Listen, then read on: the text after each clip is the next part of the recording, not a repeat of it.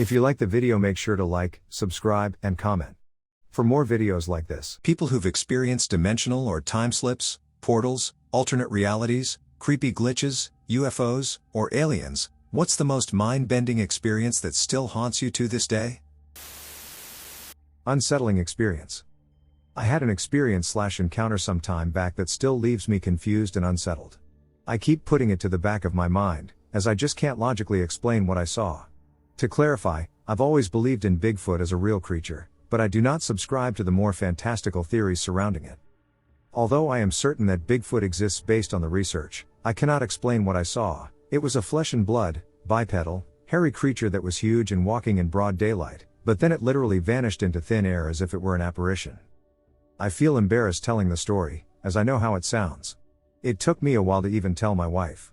I'd say it's nonsense or he's nuts or both, but it's true, and I'm at a loss. My original thoughts on Bigfoot were just that it's an undiscovered species of ape, or Gigantopithecus, that traveled the Bering Strait land bridge from Asia into North America, which is where most reported sightings are.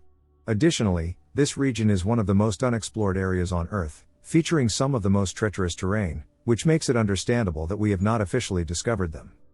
Whenever someone brought up paranormal theories about Bigfoot, I would be the first to dismiss them as just another ape. I'm not looking to convince anyone of what I saw, as I don't really care whether I'm believed or not. I just want to find people who have had similar experiences or know of cases like this and can point me to them. How common is it among reported Bigfoot sightings for them to just disappear? Are there any well-respected theorists/scientists out there with reason to believe there's a paranormal aspect?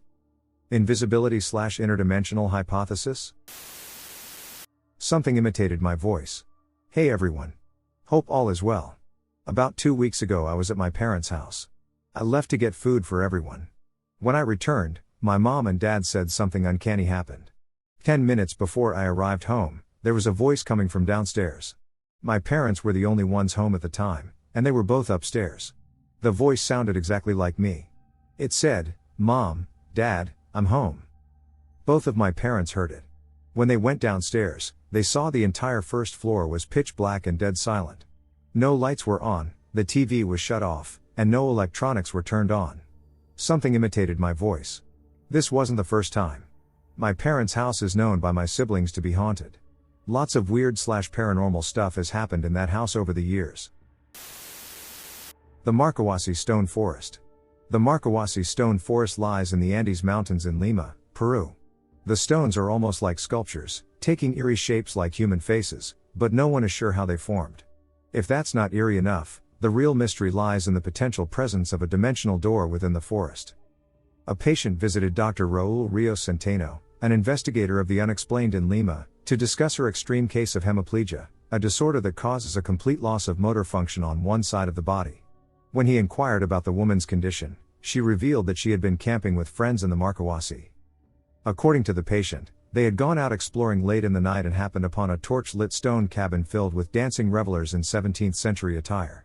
The woman said she felt an otherworldly pull toward the cabin, but she was yanked away by one of her friends before she could fully enter. The incident left the side of her body that had entered the cabin paralyzed. Her test results revealed no discernible cause for her paralysis. Centeno believes the woman experienced a dimensional shift, producing a change in her nervous system's energy flow. Many natives as well as scholars believe that a dimensional doorway exists in the stone forest of Marcahuasi, which the woman and her friends may have unknowingly crossed. Hemiplegia may not be a great consolation prize, but had she not been pulled away, the woman may have been lost forever. Dimensional shift. Years ago, when I was in middle school, my mom and I were driving home late one night. At one point, as we were approaching our street, it became very clear to both of us that something was off. I said, "Something looks different." To which my mom agreed. Suddenly the road looked huge, as if we'd shrunk 5 or 6 times smaller and were much closer to the ground. My mom even commented that the road in front of us suddenly appeared much wider than ever. We almost missed our turn because we were too low to see the street sign and couldn't recognize the scenery. Normally I would have attributed the feeling to fatigue or something, but what unnerves me is that we both experienced the same thing. It left us very unsettled for days. Who knows, maybe someone put Ant-Man technology in our truck. The road was missing? The city I reside in has a reputation for experiencing numerous glitches, and almost everyone I encounter here can recount at least 2 unexplainable incidents. I guess it's because we live in a really historical, war-torn area. The city that started the Revolutionary War and was involved in the Civil War is just bound to be paranormal central. But to get to the point, the glitch I wanted to tell you about happened on the way to a friend's house way out in the country. He was driving back the way we always go, and we were talking like normal. Without even thinking about it, he pulled into what was supposed to be a turning lane to turn off on the road that leads to his house, only to realize he'd pulled into a median full of grass. My friend suddenly blurted out that the road was missing before I could even ask why there was grass there. And sure enough, the entire road we were supposed to turn onto just wasn't there. It was a big field with some trees way off, about 150 to 200 feet back. We sat there for a good 5 minutes trying to figure out what was going on. We were shocked to see the same gas station we always pass, so my friend checked the GPS to confirm we were in the right place. We were definitely where we were supposed to be. Since we couldn't really do anything else, we pulled the car out of the median and drove back the way we came for a couple of minutes while my friend called his brother at home. His brother thought we were nuts and told us to turn back around and come home, so that's what we did. We turned around and drove back to where we had stopped, and the road was back to normal. The grass median was gone, the field had houses in it, and we quickly turned onto the road. My friend joked that if we didn't hurry and turn, the road might disappear on us again. This glitch happened about a year after the one I shared about before, and it was around the same area. Lots of people around here talk about the same kind of weird moving land type stuff, where roads and other landmarks and structures get misplaced or something for short periods of time. I have no idea why, though. I haven't studied many glitch theories or speculations, so I honestly feel completely lost about this. I have encountered a vortex. I've had odd experiences ever since early childhood. I haven't shared many of my experiences here because they often sound completely insane, and I believe that most people are generally open-minded, kind, and respectful. Anyways, all I can say is that our reality isn't truly what it seems. Today I'll share with you my vortex experience. I was 18 at the time. I was an overall good kid, never drank, until college, zero drugs. It was the summer before I started college, and I was still living at my parents' home. This experience happened in my bathroom after I got out of the shower. I was standing, covered up, with a towel on, in front of the counter vanity mirror brushing my hair. Next thing I know, I hear this whooshing sound, followed by rapid wind, as well as feel dust. I look above myself in the mirror, I see what appears to be a miniature tornado whirling at a speed I can't explain. It was about 2 feet tall, maybe a foot across, with the widest part attached to the ceiling. It appeared grayish/black. At that moment, I felt like a deer in headlights, going into shock as my mind struggled to comprehend what that thing was. I stood back and just looked up at it. I could feel the wind/breeze on my face, particles of dust.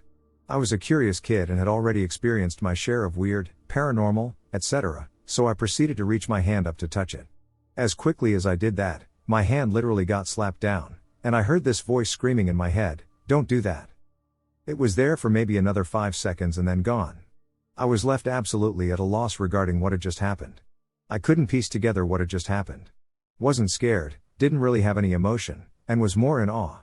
I intuitively knew that it would have been very, very bad had I placed my hand in that thing. The voice I had heard and the slap that I got had saved me. I believed that to be either my higher self or a helpful multidimensional being. Who knows, maybe it was my past self from another timeline helping me. This event happened in the summer of 2000. There was less about this topic back then than there is now. I have never experienced one since. I'm grateful I did.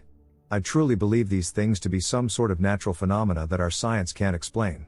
Or science won't explain. Or it could be science that has been hidden or suppressed from us.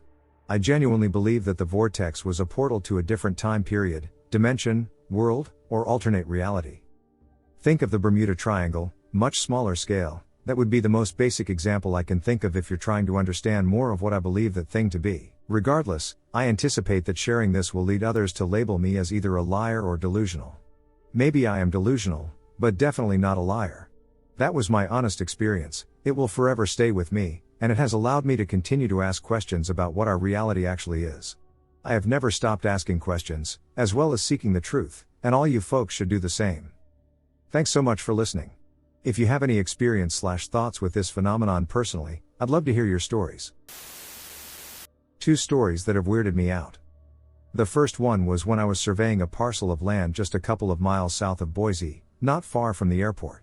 I was walking through a cow pasture and heard what I was positive was heavy human footsteps sprinting up behind me. The footsteps came within a couple of feet of me before I turned around. As soon as I did, the footsteps stopped. There was nothing around me. The footsteps were too heavy to belong to a small animal, and even if they did, there was no brush in the area for it to hide behind, only short grass. I finished up quick and got the F out of there. The second one starts similarly, surveying in a cow pasture. This time I was in East Idaho, a couple of miles north of Kilgore. The field I was in had a few snowdrifts already on the ground, November, I think, about 10 to 20 feet wide and a couple of inches deep. Walking through one, I stopped and looked down to see a single boot print. No steps leading to or away from it. The patch of snow was far too big for somebody to just step on it once and walk away without leaving more prints. Weird, but I continued.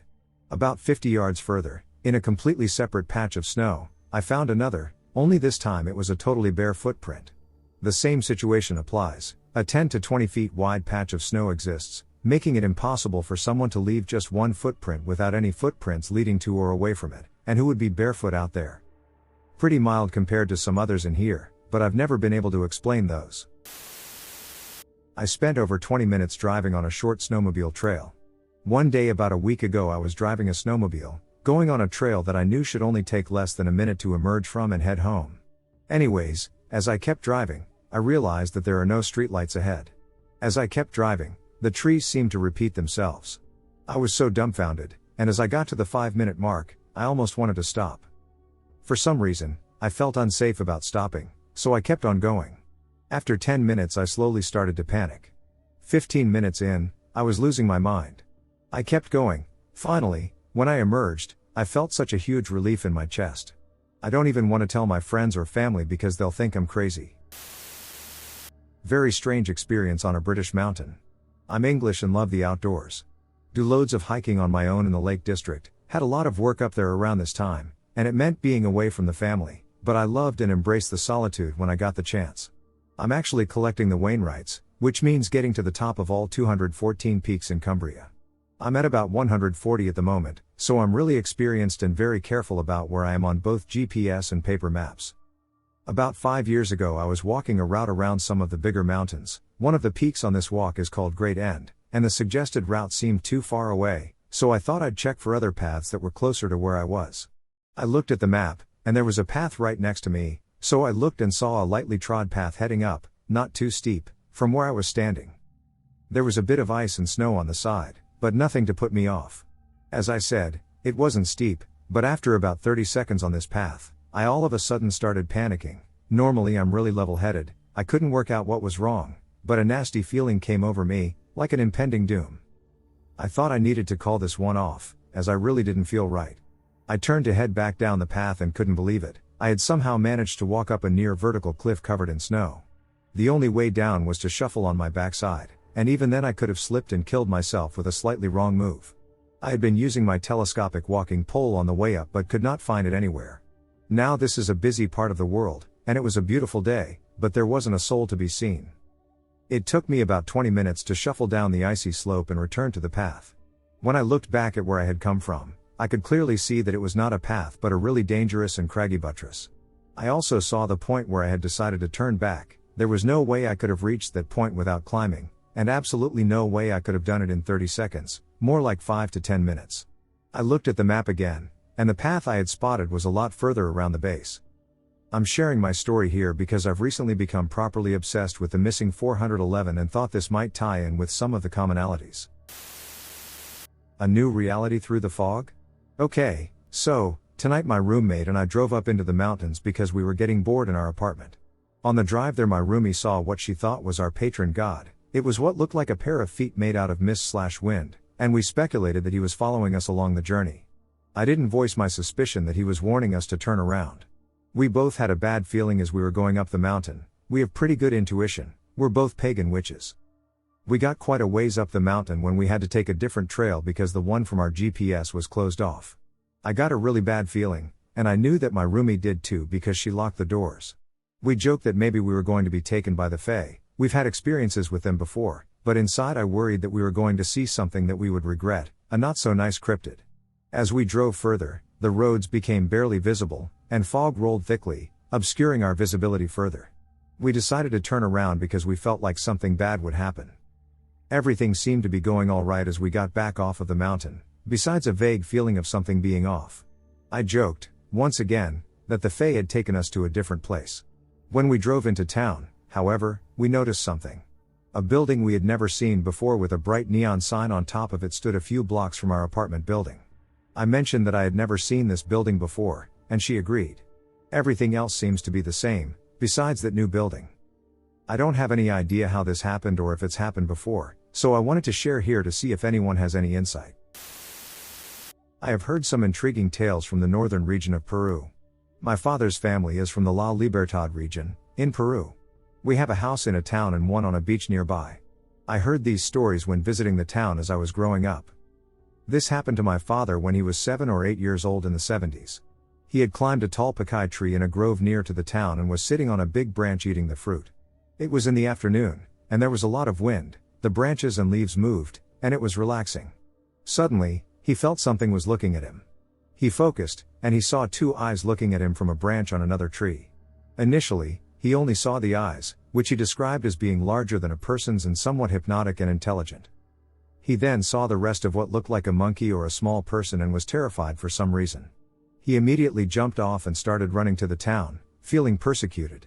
When he told his grandfather what he had seen, he told him it was a duende, like a goblin, and that they take away little children, especially those that have not been baptized.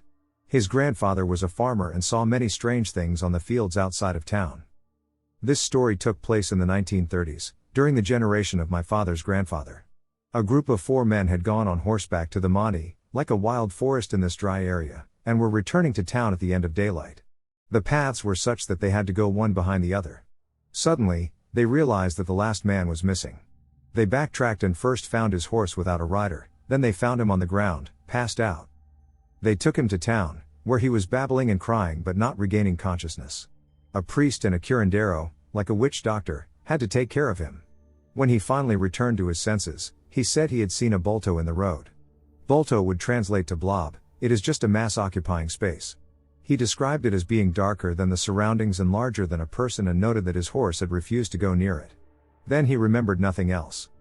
Finally, this story was told to an uncle of mine.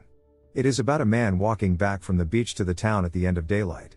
A desert area, dotted with dunes and small mountains, separates the beach from the town, requiring a 15-minute climb of 500 meters. The man was passing one of the mountains when he saw light coming from it. He stepped off the road and approached the mountain, noticing that one side was open like a large doorway. Inside, it was bright as day, this was the light he had seen, and there were fields of corn. But the corn was made of gold. He got closer to the doorway, and there appeared a hooded man. The hooded man invited him inside and offered him some gold corn. But the man got a terrible feeling and went away. There are more strange stories about the mountains on that road from the beach to town. My story takes place around 15 years ago. I went with my girlfriend at the time to her parents' house for a visit and to hang out with their dogs, something we did multiple times a week. We walked in the front door and called out to see who was home. Her mom's cheery and recognizable hello welcomed us from upstairs. We figured she was getting dressed or showering, so we stayed on the main floor, let the dogs outside, and sat down in front of the TV to wait for her to join us. 15 minutes pass, no mom.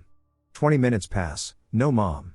Finally, my girlfriend decided to go upstairs to see what was taking her so long. She came back downstairs alone, looking confused. No one is up there. I got up, and we scoured the house together looking for her mom. Finally, we checked the garage to see that her car wasn't even there. We both confirmed that we heard her mom calling out to us, clear as day. We sat back down at the TV, unnerved. 20 unsettling minutes pass, and we hear the garage door open. Her mom comes through the door, calling out to us in her trademark hello. We went to meet her at the door and confirmed that she wasn't home. She was getting her hair done and had been gone for 2 hours. What just happened? Does anyone else experience this?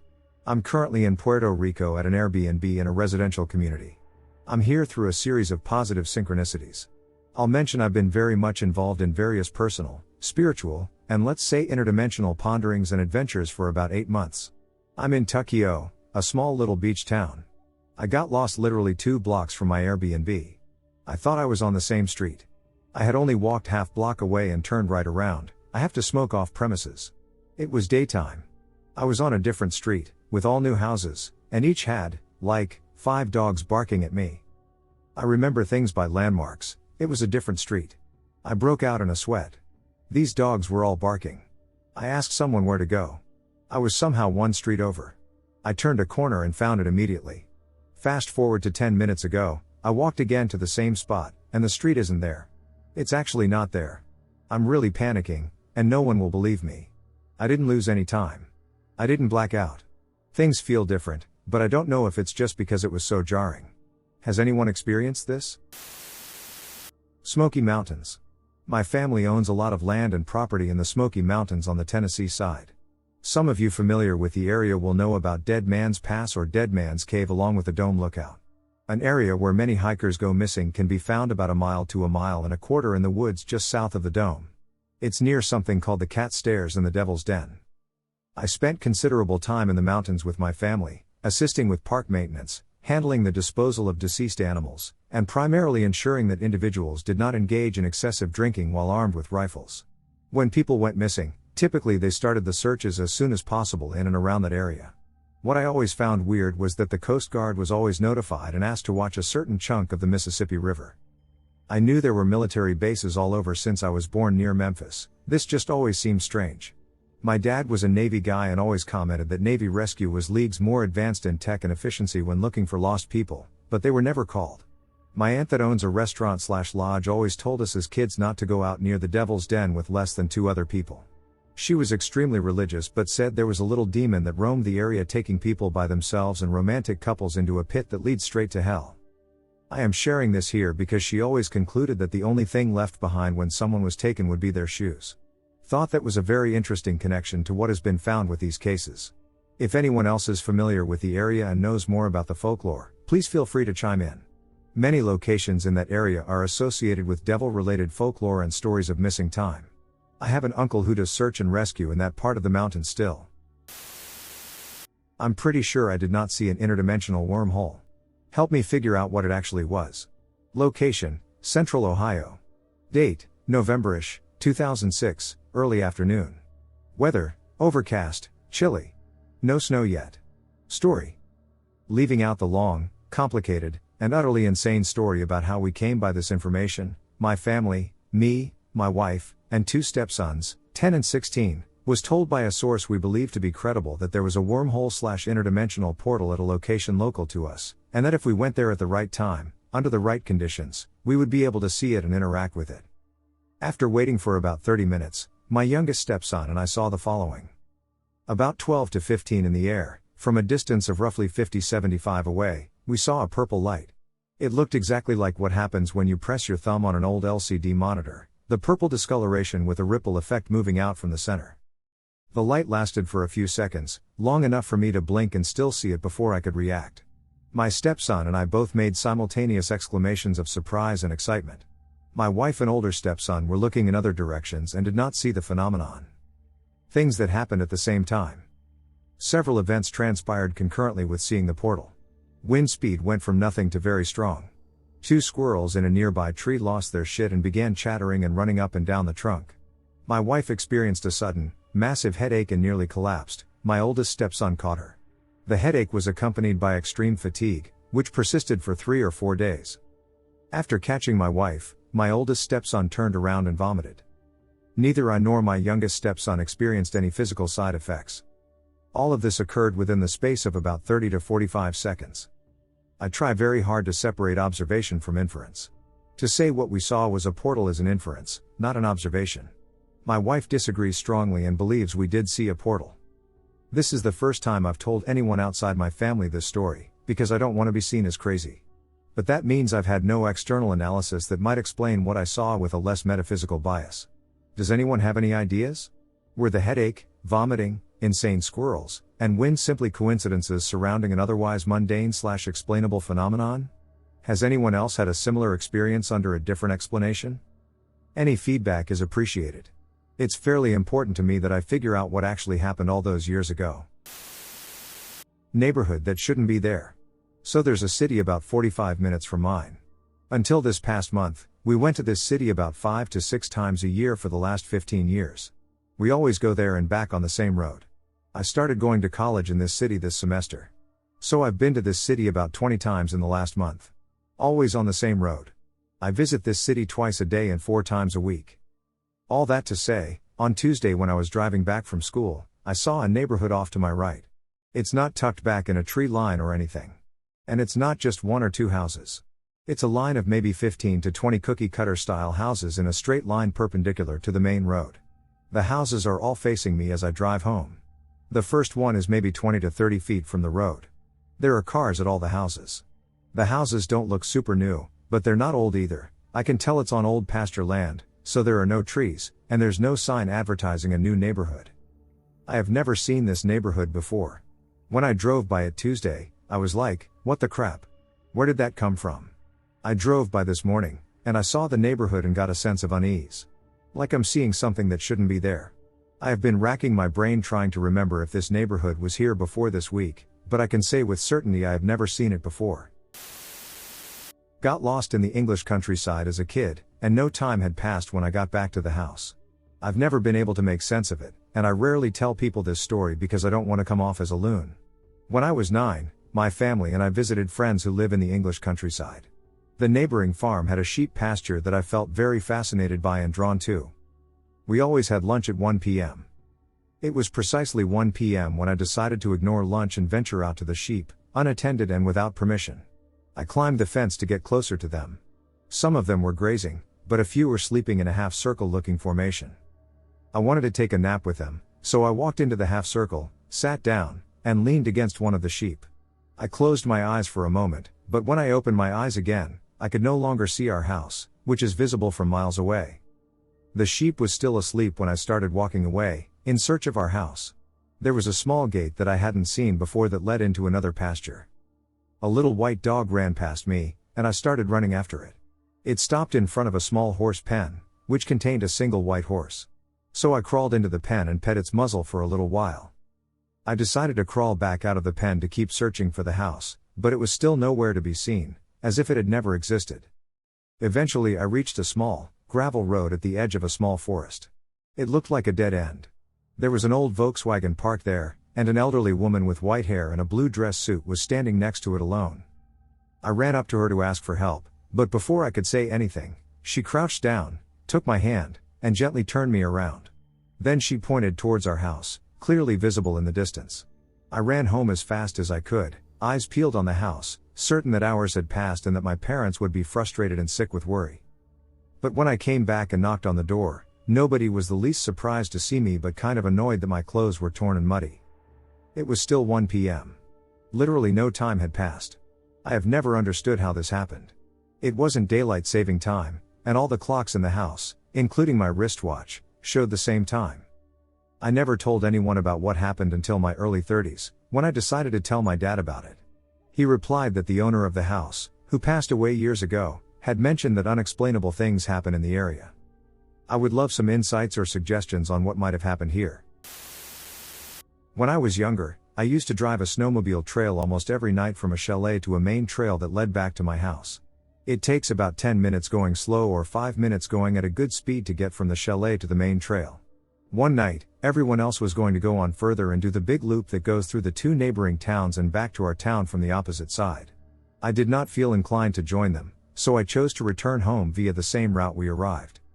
Taking the loop in the opposite direction would take about an hour and a half, while retracing our original route would only take about 20 minutes to reach town.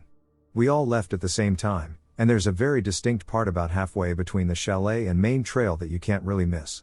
There's a bit of a right turn and then a small hill, then a left turn coming down the hill, and then a straight section.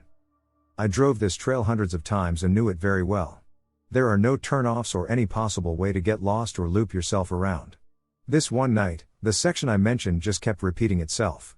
The first time or two it happened, I had this weird, almost nauseating feeling, but I just tried to ignore it because it didn't make any sense. I just thought in the back of my head, ignore it and keep going. You're almost to the main trail. But it just kept repeating itself over and over again. I lost count of how many times this occurred, but each time I ascended that hill, an increasingly unsettling sensation grew within me. I felt compelled to stop and contact the group I had been riding with earlier, but an instinct warned me that stopping would be perilous. I started to panic completely on the inside. I was operating an older trail Ski-Doo that consumed fuel rapidly, and I observed the gauge gradually decreasing. I told myself, just keep going. If you run out of gas, then you stop and call, but you don't stop until you run out of gas. After what must have been 15 or 20 times of just repeating that same part of the trail, it seemed like I finally got to the next section, and while I felt relieved, I didn't trust that it wouldn't all just start looping again. But sure enough, after a couple of minutes I was on the main trail, and I drove back to town as fast as I possibly could. I pulled up to my friend's house, where we all planned to meet for the night, and lit up a smoke. As I was putting the lighter back in my pocket, the rest of the group pulled into the yard on their Ski-Doos. They started asking how come I didn't just go inside instead of waiting outside for them, and how I must have been out there for almost 2 hours, as they spent some time riding around in a patch of powder and had a couple smokes on their way. I didn't even explain to them what I had been through out of fear everyone would think I was lying and just laugh, and I said it was a nice night, so I figured I'd wait and have a few smokes. I've never driven a snowmobile alone since that night and don't think I ever will. Personal missing experience. I want to share a personal experience of mine that is similar to a missing 411. In 2009 to 2010 I was visiting Hawaii at the age of 14 with my family. My father, cousin, and I went hiking for the day. I believe we drove up to the top of Mauna Kea State Park. We then took a hike down to an old inactive volcano face and walked on it for 2 hours. The hike back up the forested mountain was about 1 hour. My father, cousin, and I were about halfway back to our car, and being the young teenager I was, I decided to race them back. I ran ahead, going off the trail a bit and climbing back up. Then all of a sudden I was in a 20x20 fenced-in area on top of the mountain. I was extremely confused because I had never climbed a fence. I stood in this fenced-in area trying to determine how I had gotten there, then realized something felt off. I then climbed back down the mountain, eventually found the trail, and went back to my car. My father and cousin were really worried and said I was gone for around 3 hours, and they were searching the whole time. However, to me it felt like I was only gone for about 30 to 40 minutes. A few years passed, and I forgot about the situation that happened. However, after listening to a podcast that mentioned 411, I recalled my experience. I recently spoke to my cousin and father, and they recall the event the exact same as I do and remember how scared I was and how I kept mentioning how I ended up in a fenced-in area without climbing a fence. Does anyone have a similar experience? Particularly within Hawaii? This is not a glitch. It's a ghost or haunting. I had this event happen to me. We rented a fully furnished basement apartment in an old house for a few months. My young daughter was at a friend's house playing a block away. I heard "Hello, I'm here" in a young girl's voice that sounded like hers calling out from down the hallway. It came from the direction of an entrance. I even answered and said hi back. When she didn't appear in a few minutes, I went looking, saying hello and calling her name. She was not there. A lot of weird shit happened there. I tried to debunk or explain things away to myself. There were instances where lights would turn on and off, doors would open and close, footsteps would be heard, shadows would appear, and so on. I tried to explain it away so our kids wouldn't be scared. A few weeks later my husband tells me that the older lady's husband had actually ended himself in a back bedroom 30 years prior. That particular bedroom was by the entrance, was decorated like a girl's room, and had toys on the shelves. The carpet was torn out, and there was a bare cement floor. Another unsettling incident occurred prior to that. My teenage daughter, who is older, had intended to sleep in that bedroom a few weeks earlier. However, the following morning, she was found sleeping in my younger daughter's bed in her room. When I asked her why she moved, she described waking up frightened and feeling paralyzed and unable to move. Before he told me about it, and after the little girl voice incident, I had an experience, in the same hallway, where I was home alone cooking in the kitchen. The hairs on my body bristled, and I sensed the presence of someone standing immediately beside me. It scared me so much that I refused to turn my head to look. I eventually stepped away and could not look in that direction until my husband came home 30 minutes later. Another weekend I glanced towards the hallway. It was dark, and the hallway light was off, making the hallway entry look black. I looked toward it only to see a dark shadow of a tall, lanky old man in that hallway.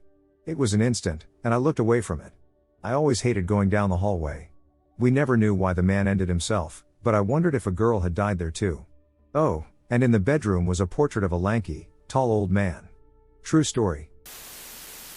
Mysterious lights following my dad's car. So this isn't my story but my dad's, and he asked me to share it with you all. During 2018, My dad was driving from Melbourne to Adelaide by himself. He decided to drive through the night to attend a wedding. So he was on a very quiet road with trees on all sides and with no cars in sight. It was the outback. He had not seen a car for miles and was driving comfortably. He always gets a little nervous when he tells me the next part. He says that he suddenly recognized a light behind his car, almost like a motorcycle light. He had not seen a car for miles, so this came as a shock to him, yet he ignored it. However, this light continued to come really close to his car and would suddenly fade away and come back immediately. It seemed to keep up with the pace of his car, and despite my father speeding to make way for the driver, it would continue to follow him. He genuinely thought someone was messing with him but soon realized this light could not come from a vehicle since it was bright and almost natural looking rather than artificial. Anyways, he continued to drive, and the lights occurred for a good 30 minutes. He even pulled up to the side of the road and opened his window to see behind him, and there was nobody there. When he came home and told my siblings about the experience, I looked into it and found this phenomenon called min lights. What creeped us out the most, though, were the feelings he described as he saw the lights approach. He reported feeling lightheaded, almost as though he were in a trance. He said he was afraid and could feel his heart racing, yet his body and expression at the time would seem trance-like to a bystander. Really weird. I was almost sucked into a vortex of some kind. When I was younger, I would run around in a large unused parking lot as a form of exercise and did so for a long time without any incidents. But one day while I was casually walking in the parking lot minding my own business, out of nowhere it felt like my whole body was twisted and warped by the space I was in. I was a bit freaked out as I walked out of it but just ignored it and thought maybe I was hallucinating. But when I returned to the same spot, it happened again. This time I was really interested in the spot, so I walked back into it, and sure enough it happened again, but thereafter, it stopped for some reason, and I've never had any issues with the area since, though I keep a close eye on it nowadays.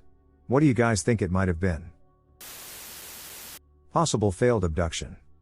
I want to clarify that, at the time, I believed that if aliens exist, they would be physical entities like humans. Based on my experience, in my opinion, that is not the case. It is more likely that a highly evolved entity transcending time and space is involved in any activity on Earth than a green bobblehead or ET mummies. My experience resembled an out-of-body experience, where a portal opened above my bed and I felt myself being dragged downward. However, I recall the walls around me appearing as a smoky, silky light, while what truly frightened me was the dark pit that I was reluctant to enter. I then begged Jesus to save me from being dragged, but when that failed, I called for a Greek deity to help me, and I was immediately catapulted back onto my bed. It was my room, but it was different. Dark but more colorful, as if I were on acid. More notable was the thing hovering next to my bed. It reminded me of a giant mosquito or the little insect-like robot from one of the Transformer movies. I freaked out and started kicking at it, thinking it was trying to poke me with its stinger. Finally, I'm in my room in the same spot, but everything is back to normal and untouched. I feel grateful. I felt like something tried to snatch me, and I was rescued.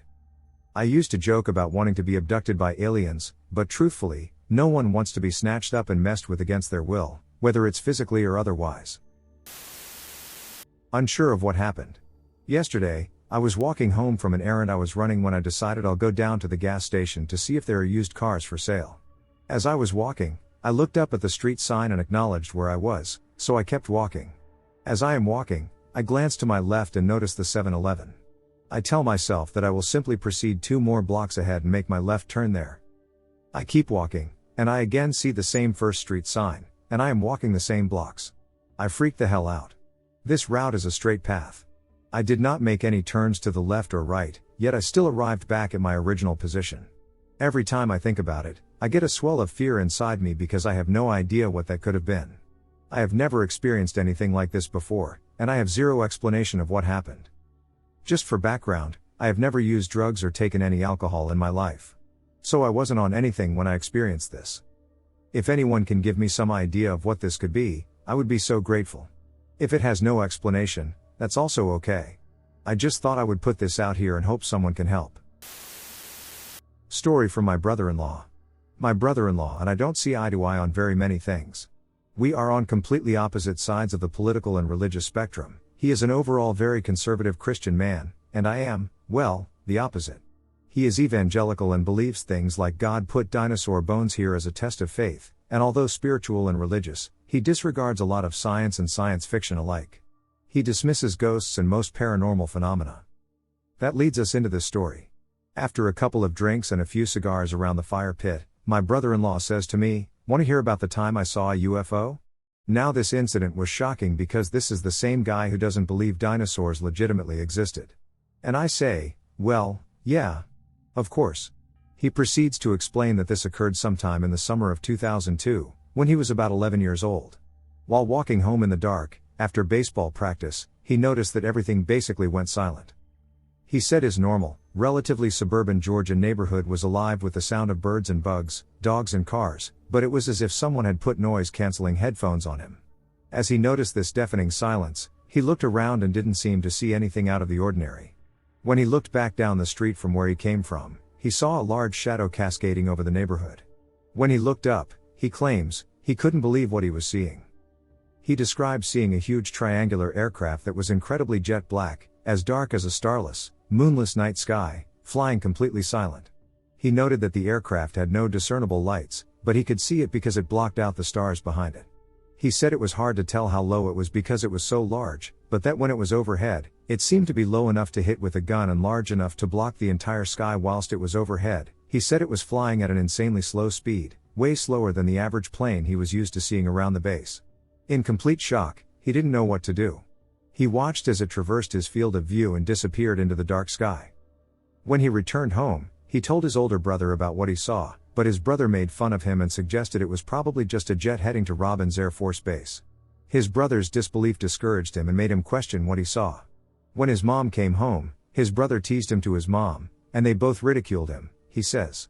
He was so embarrassed and humiliated, he said he kept that story for years.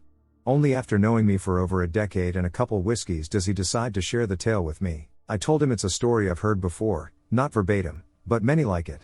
The silent, slow-moving, triangular craft is something that has actually been seen quite frequently.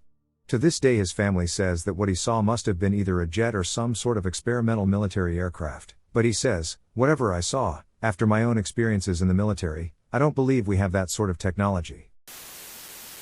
Whilst in the hospital, I somehow ended up in the old building that no longer existed. This experience will be written from the perspective of my mom. Back in 2021, when I was 41, I was admitted to Wiston Hospital in the northwest of England with sepsis. It turned out I had an MSSA blood infection and a heart infection called endocarditis. I stayed in the hospital for 6 weeks while the antibiotics did their job.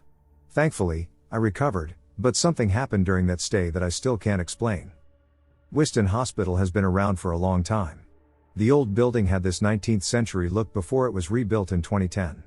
To clarify ahead of time, the old building was knocked down, and the new one was built in its place. The new build feels modern and clinical, nothing like the older structure. While I was there, I had a bit of a routine. I'd leave my ward, take the elevator down, go outside for a cigarette, and then come back the same way. It was quiet at night, and I didn't think much of it until one night, everything changed. That night, after my usual cigarette break, I got into the elevator and pressed the button for my floor. Instead of going up, it began to descend. I thought it was just a malfunction and planned to press the button again once it stopped. When the doors opened, the vibe immediately felt off.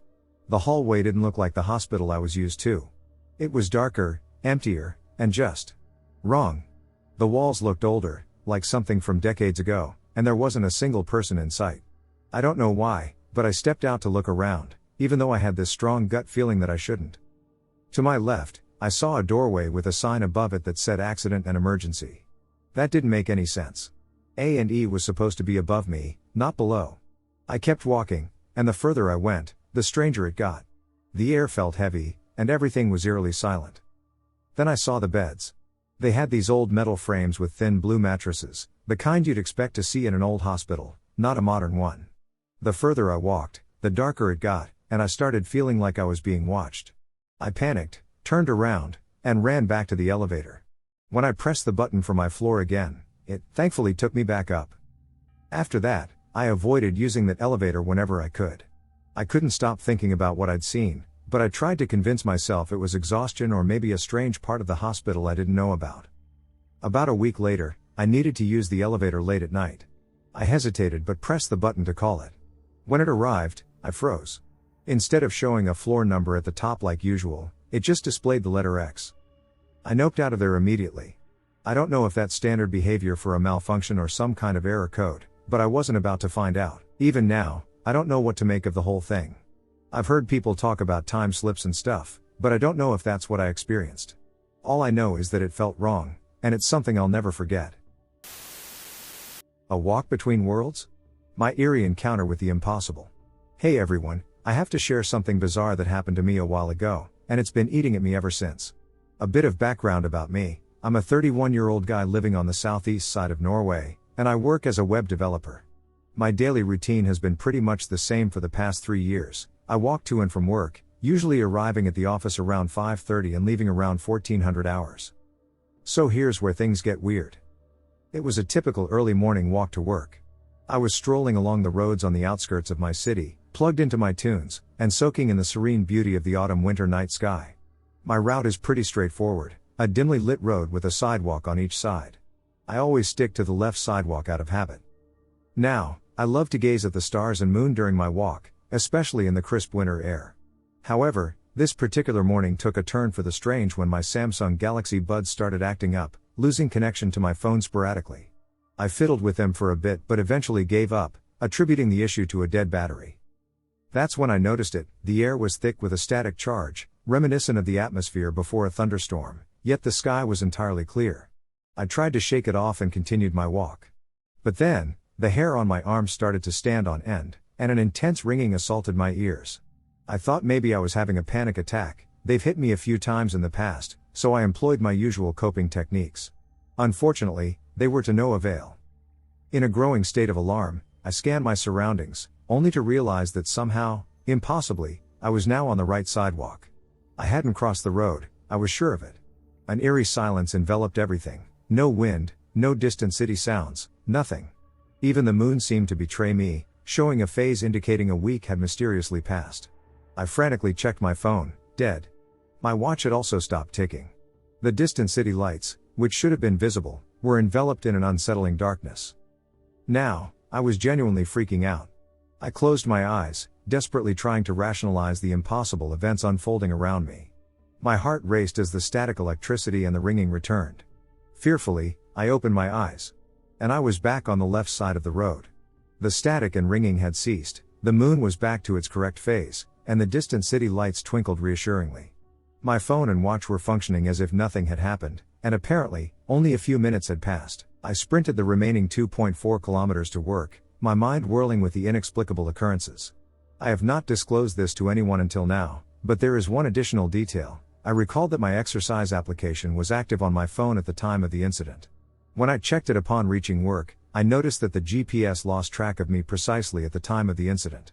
I can't explain what happened, and maybe the phone's power loss could account for the GPS issue, but still. Has anyone experienced anything like this before? I'm at a loss and would love to hear your thoughts or similar experiences. Possible portal opening in my neighbor's backyard. Last night, while letting my dogs outside to do their business, I saw something open up like a window to another world.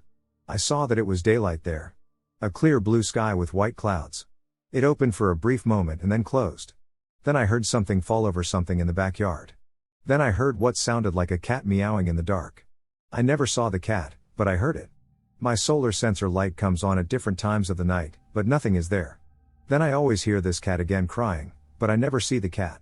I have seen cat prints on my vehicle but not the cat. I have dogs, not a cat. I wonder why this cat or whatever it is never shows itself. In this same area in the backyard, I have heard something extremely large clear its throat. I have seen a large white Bigfoot in this area also running into my other neighbor's yard when I let my dogs out to use the bathroom. I have heard 2 owls across the street around 3 a.m., but I never saw the owls. I also heard something running, but I did not see anything. When I worked security, I heard owls hooting in some trees, but they were weird. They started at the base of the tree hooting. Then, midway up the tree, and then at the top of the tree, it ended with a monkey laughing.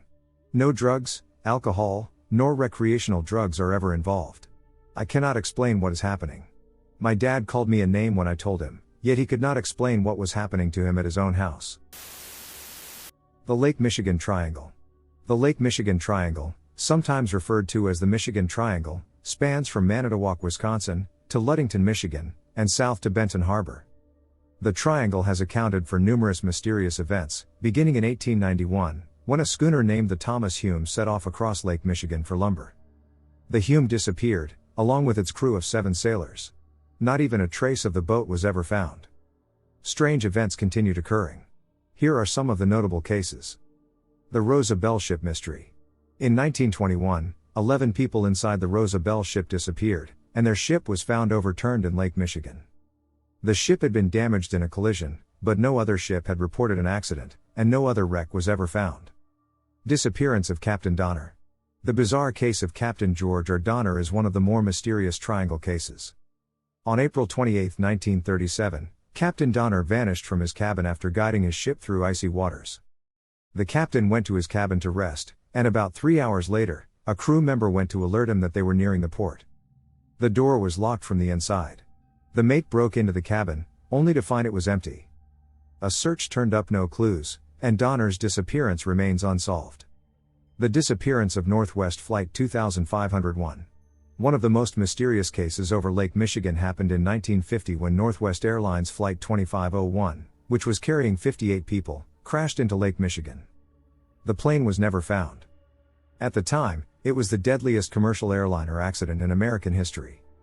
The pilot had just requested to descend to 2,500 because of a severe electrical storm which was lashing the lake with high-velocity winds when the plane disappeared from radar. To this day, the plane wreckage has not been found, and the cause of the crash remains unknown. About 2 hours after the last communication with Flight 2501, 2 police officers reported seeing a strange red light hovering over Lake Michigan and disappearing after 10 minutes, leading some to believe a UFO was to blame. North America's Stonehenge found in Lake Michigan. A popular theory blames the triangle mystery on an ancient underwater rock formation discovered in 2007. The 40-foot ring of rocks resting underneath Lake Michigan has a very similar alignment to that of Stonehenge. According to Bulgeblog, in 2007, Mark Holley, professor of underwater archaeology at Northwestern Michigan College, discovered a series of stones arranged in a circle 40 feet below the surface of Lake Michigan.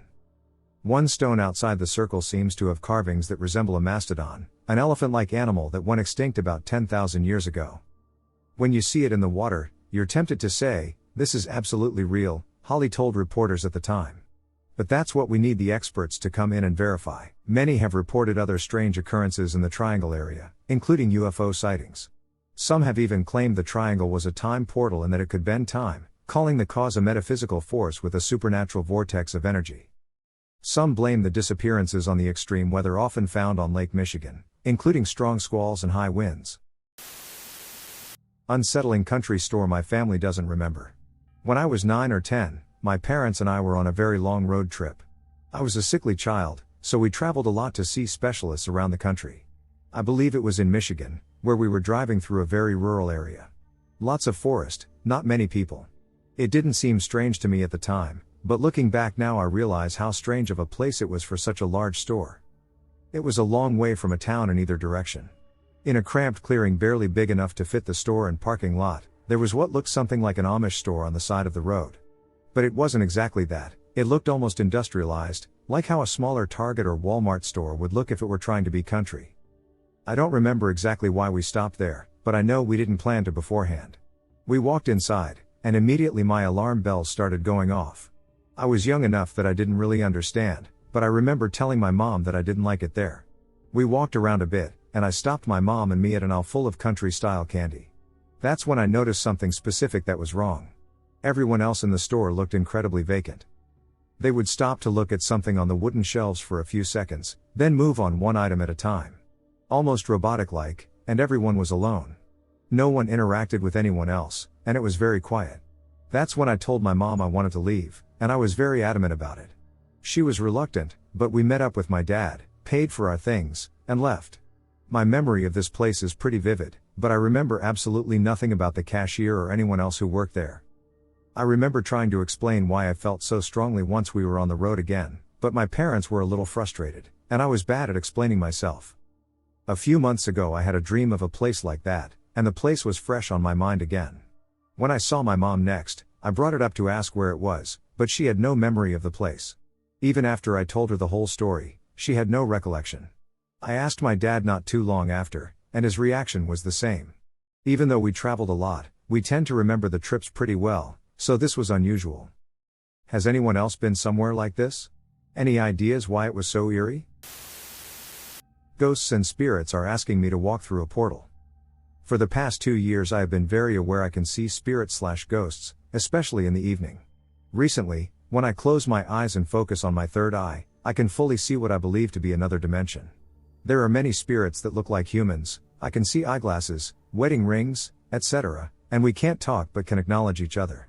I don't know any of them, and we only put our hands out to say hi. They keep pointing to the back corner of my room, and tonight when I turned around, I realized that there is a portal there, with them motioning for me to go through it. I can't decide if my room just happens to be a travel path or if the spirits think somehow I can follow them. I'd literally be walking into a wall. I know this may all sound bizarre, but I just confirmed with my psych and therapist I'm not having a psychotic breakdown, and this is actually very sane. They said to lean into it, so I'm working on being comfortable and intentional when I fully allow myself to enter this other plane or dimension. Does this happen to anyone else? And if so, is there any advice you can give on how to best interact with them? I know no one that can do this, so any common experiences would be helpful. Family stuck in a time loop/lost memory. I don't have the craziest story to share, but it is still something that confuses me to this day. 2 stories. In 2008, my uncle graduated from basic training in South Carolina. My parents, brother, sister, grandpa, grandma, and aunt drive from St. Louis to the fort in our SUV. Most of the drive is not memorable, but when we got to Asheville, North Carolina, things changed. My dad exited the highway to get gas sometime after dark, probably around 8/9 p.m. Then, we got back on the highway. 20 minutes later, we passed the exit we took to get gas. Everyone was confused, but we kept driving. 20 more minutes pass, and we pass the exit again. We still haven't left the highway since getting back on after getting gas. It's an interstate, so we haven't made any turns, either. This happened 2 more times, drive for 20 minutes, pass the exit, etc. After the 4th time, we made progress. We still joke about Asheville and vow to never go back. We even avoided it in 2014 on our way to Myrtle Beach. The second story happened about 3 years ago, I believe. I was visiting my cousins and was getting ready to leave when I realized I had left my book in the basement.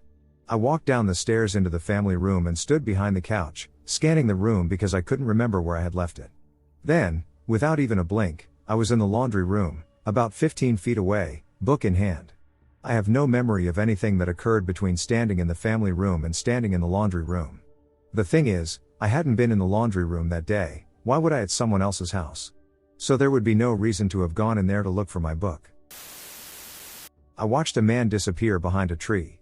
Okay, so when I was about, I think, 7 to 8 years old, I was at my grandma's old house, outside playing in the front yard with my cousin, who was just a few years older than me. 10 to 11, something like that. So we're out in the front, and something catches our eye at the same time, almost as if something subconsciously told us to look. We both look over towards the street, where there are a few large trees lining the street, one of which has a man standing next to it, and the very moment we look, he turns and walks behind the tree. It all happened so fast it was almost as if he knew we were going to look before we did. My cousin and I both glance at each other in shock, as if to confirm, "You just saw what I did, right?" But without saying a word, we both dart over to the tree, and when we get there, the man is gone. I look up, thinking maybe he climbed the tree? I looked at the other side of the street and thought the only explanation would be if he ran straight back, keeping in perfect line with the tree so we couldn't see him, but he would have had to have been so fast for us not to spot him while running over to the tree. I just don't see it as likely. I'm 28 now, and still to this day, I have no explanation. I and my cousin have never brought it up again, and because we don't keep in real close contact anymore, it feels kind of weird to contact him today and ask about this strange incident. I'll bring it up to him eventually and see if he remembers. But still to this day it bugs me, and I have no explanation for it. I told my mom about it, and she mentioned that maybe my cousin had a friend nearby and they played a trick on me. I was like, so he came over for a second just to prank me and then leave? He never had any other friends visit during my time there. And that still doesn't explain the disappearing act. It was so long ago, and it happened so quickly that I don't even remember what the man looked like. I almost want to describe him as wearing a kind of Men in Black outfit, as I vaguely remember him wearing sunglasses, but that could just be my mind implanting memories from movies at this point, I don't know. I know there's no definitive explanation for this, I just thought I would share and see if anybody else has any input on what in the world may have happened. Being in two worlds at once, the same place but different eras. Some years ago, I traveled far west for a work trip with a friend. It was on our way home, I seemed to have shifted in time. We hadn't traveled far when we saw a sign pointing to Aboriginal art in a cave. My friend and I are both Aboriginal, but from different nations, so we turned off to pay our respects and take a look. We walked up to the caves, which wasn't a high area. The whole surrounding area is mostly flat lands with low hills here and there. We stopped at the first little cave to look at the art. My friend then walked up to the higher caves, but I squatted down for a closer look at that first one. There were a few artworks in that cave, but I started staring at the stenciling of a hand and lower arm, and then it appeared to move in front of my eyes, so I rubbed my eyes and looked again, but it was still. I didn't think anything of it, so I stood up to move on and looked up to see my friend at the top of the rock crops looking at other artworks when I looked over to the east and saw the landscape had changed from the one we'd approached. The dry creek was filled with water, and the dry grasslands were green. My eyes went further upstream, only about 10 meters, and I saw people there. Traditional people, around 20 of them, mostly older people and children. They were close, about 20 meters away. Most of them were by the creek, but 3 of them were by a tree closer to me, talking to each other. They were close enough for me to hear them, but I didn't catch any of their conversation. 2 of the individuals were men, whom I'd guess are in their 60s, and they had their backs to me while appearing to point at something in the northeast. The other individual was a woman facing the men. She seemed to be in her early to mid-50s. I watched them, and then the lady turned to face me, and it was obvious she saw me.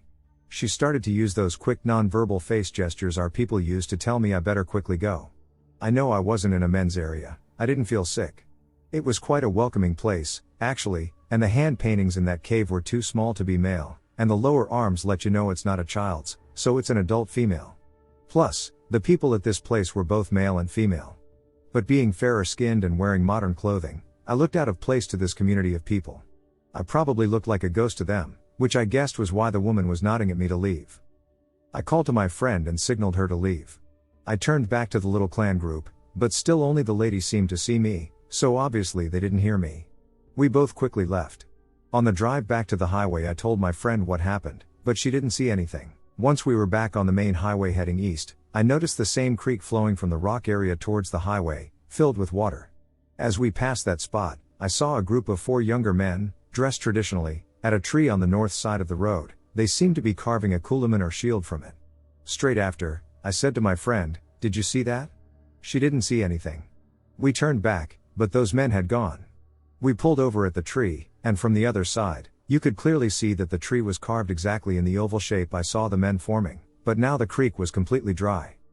I've never been able to really get any answers for this, but it seems I was in 2 worlds at the same time. Both worlds were in the same place but at different weather and eras.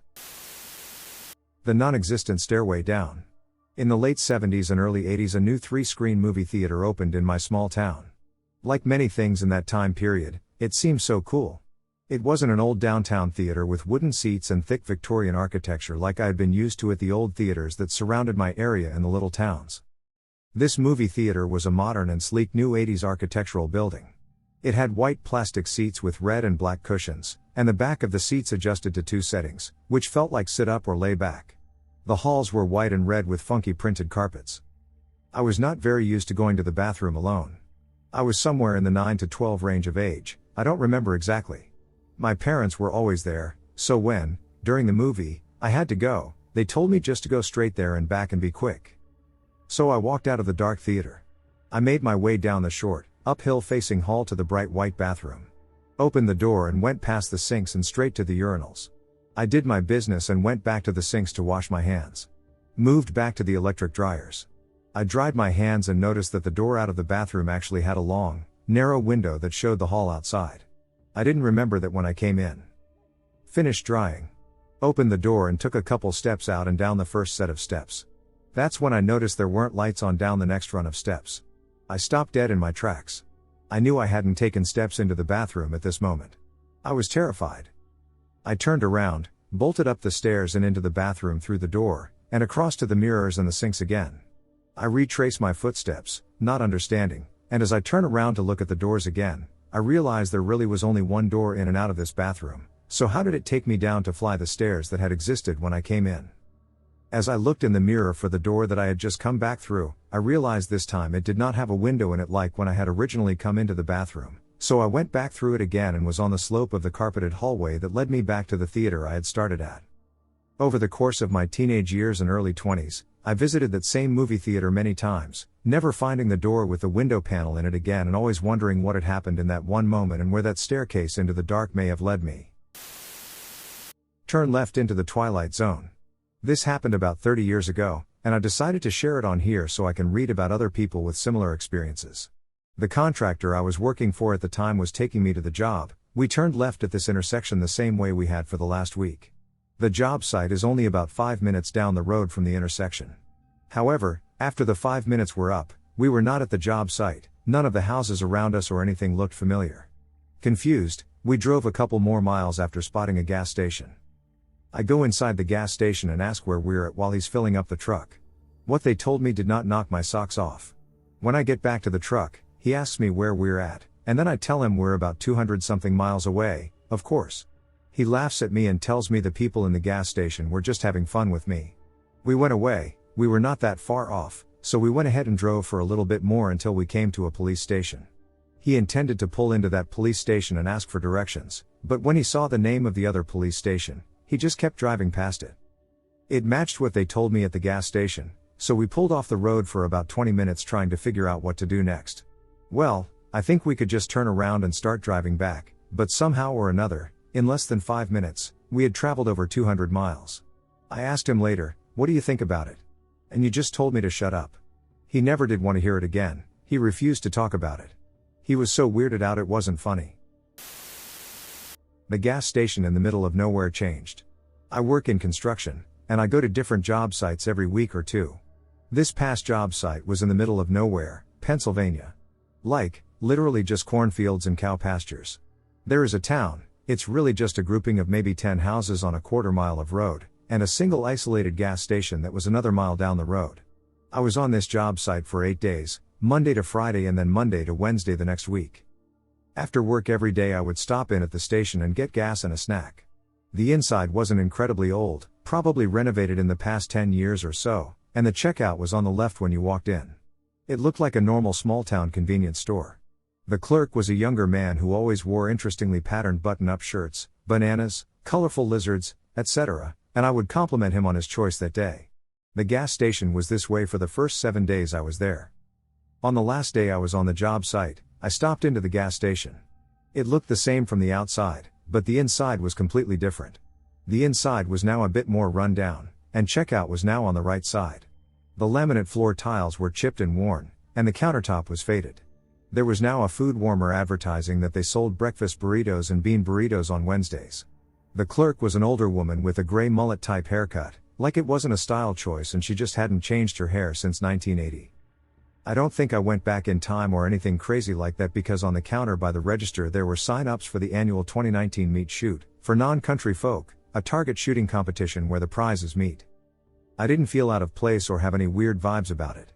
Just felt very confused as to where my cashier friend went and why the store was suddenly pretty shabby. Disappearing car, traffic, and gray world. This happened to me years ago and messed with my mind. None of it made sense. I was working for a company where I did deliveries. We had clients that were mostly in the city I worked in, with a few that were a few hours drive from the shop. One drive in particular was a 200-mile drive one way. They were our largest account for a long time, and it more than paid off for the time and fuel used to get up there and back. This was a trip that I did all in one day, so it was a 400-mile round trip. This may seem like a useless detail to put here, but it will provide context for the rest of the story. The first few times running this delivery were pretty daunting. It was a full-day event, 3 to 4 hours up and the same time back depending on traffic, weather, and other circumstances.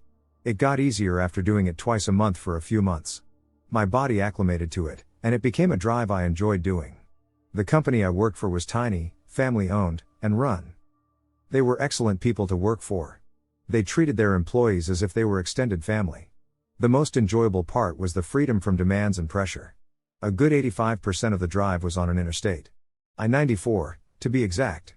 By the time this experience happened, I had done this drive hundreds of times. I knew the drive and the route very well. I could drive it blindfolded, as the saying goes. One time I was driving this route on a beautiful summer day, the sky was bright blue, it was comfortably warm, and traffic was flowing well. By this point, I had already been on the interstate for an hour or so. Anyone who has driven interstates for any distance knows that there are parts of interstates where exits and on and off ramps become pretty sparse with miles in between them. Around this time, I passed an on-ramp onto the interstate I was traveling on. At the time, nothing seemed amiss. I looked in my rearview mirror and noticed a car coming up the on-ramp and merging behind me. Nothing unusual about that. Happens pretty often. Just your usual, run-of-the-mill car, probably something like a Toyota Camry that is a dime a dozen with your average Joe behind the wheel. This is where things become weird. A few minutes later, I look in my rearview again, and that car is no longer there. I look to my left side to see if he was in the passing lane to get around me, but he wasn't there, either. Nor was he in front of me like he had made the pass without me noticing it. Some might think, well, maybe he got off at the next exit without you noticing it. The thing is, that wasn't possible. This was a stretch of the interstate where the entrance ramps and the next exit ramp were miles apart. Not just a few miles, but rather 15 to 20 miles apart, which is expected since this part of the interstate goes through the middle of nowhere. It didn't pass through or near any cities or towns for there to be exit ramps to get to, and there were no rest stops or waysides that he could have pulled off into, either. This car just got up and disappeared. While I was thinking about what had happened and where he could have disappeared, I started to notice that something else was off as well. I couldn't quite put my finger on it at first, just a sense of unease about something that I couldn't articulate to myself. That's when I noticed that the sky had turned a solid, dull gray. Not an overcast gray where there would be clouds or smoke in the air. It was merely gray, as if the sky had been replaced by something else, and the landscape appeared dull. And that wasn't the only thing. I also noticed that there was no traffic for miles. There was no traffic in front of me, behind me, or even on the opposite side of the interstate. Sure, this would happen from time to time, especially during times when traffic was light, but that would only last a few minutes at a time at most. This felt like it went on for hours. It was quite unnerving, as I had no idea what was going on. I'm a person who is usually a very rational, critical thinker, but there didn't seem to be anything rational about this.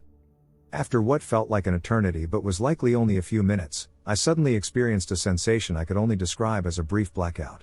If anyone else has experienced this, you know what I am talking about. It's like suddenly coming to again or being thrust back into your reality, where your whole body jumps or lurches and you shake your head to rid yourself of the feeling. After that momentary lapse in consciousness, everything was back to normal. The sky, the traffic, everything. As if nothing ever happened. And I also noticed that I was about an hour closer to my stop. I got off the next exit and pulled into a parking lot of a convenience store to gather myself and let my nerves calm, all the while playing the events back in my head, trying to decide what happened. After my mind and body calmed down, I went into the store, used the facilities, got back into the vehicle, and continued the drive. The rest of the day went normally, and that never happened to me again.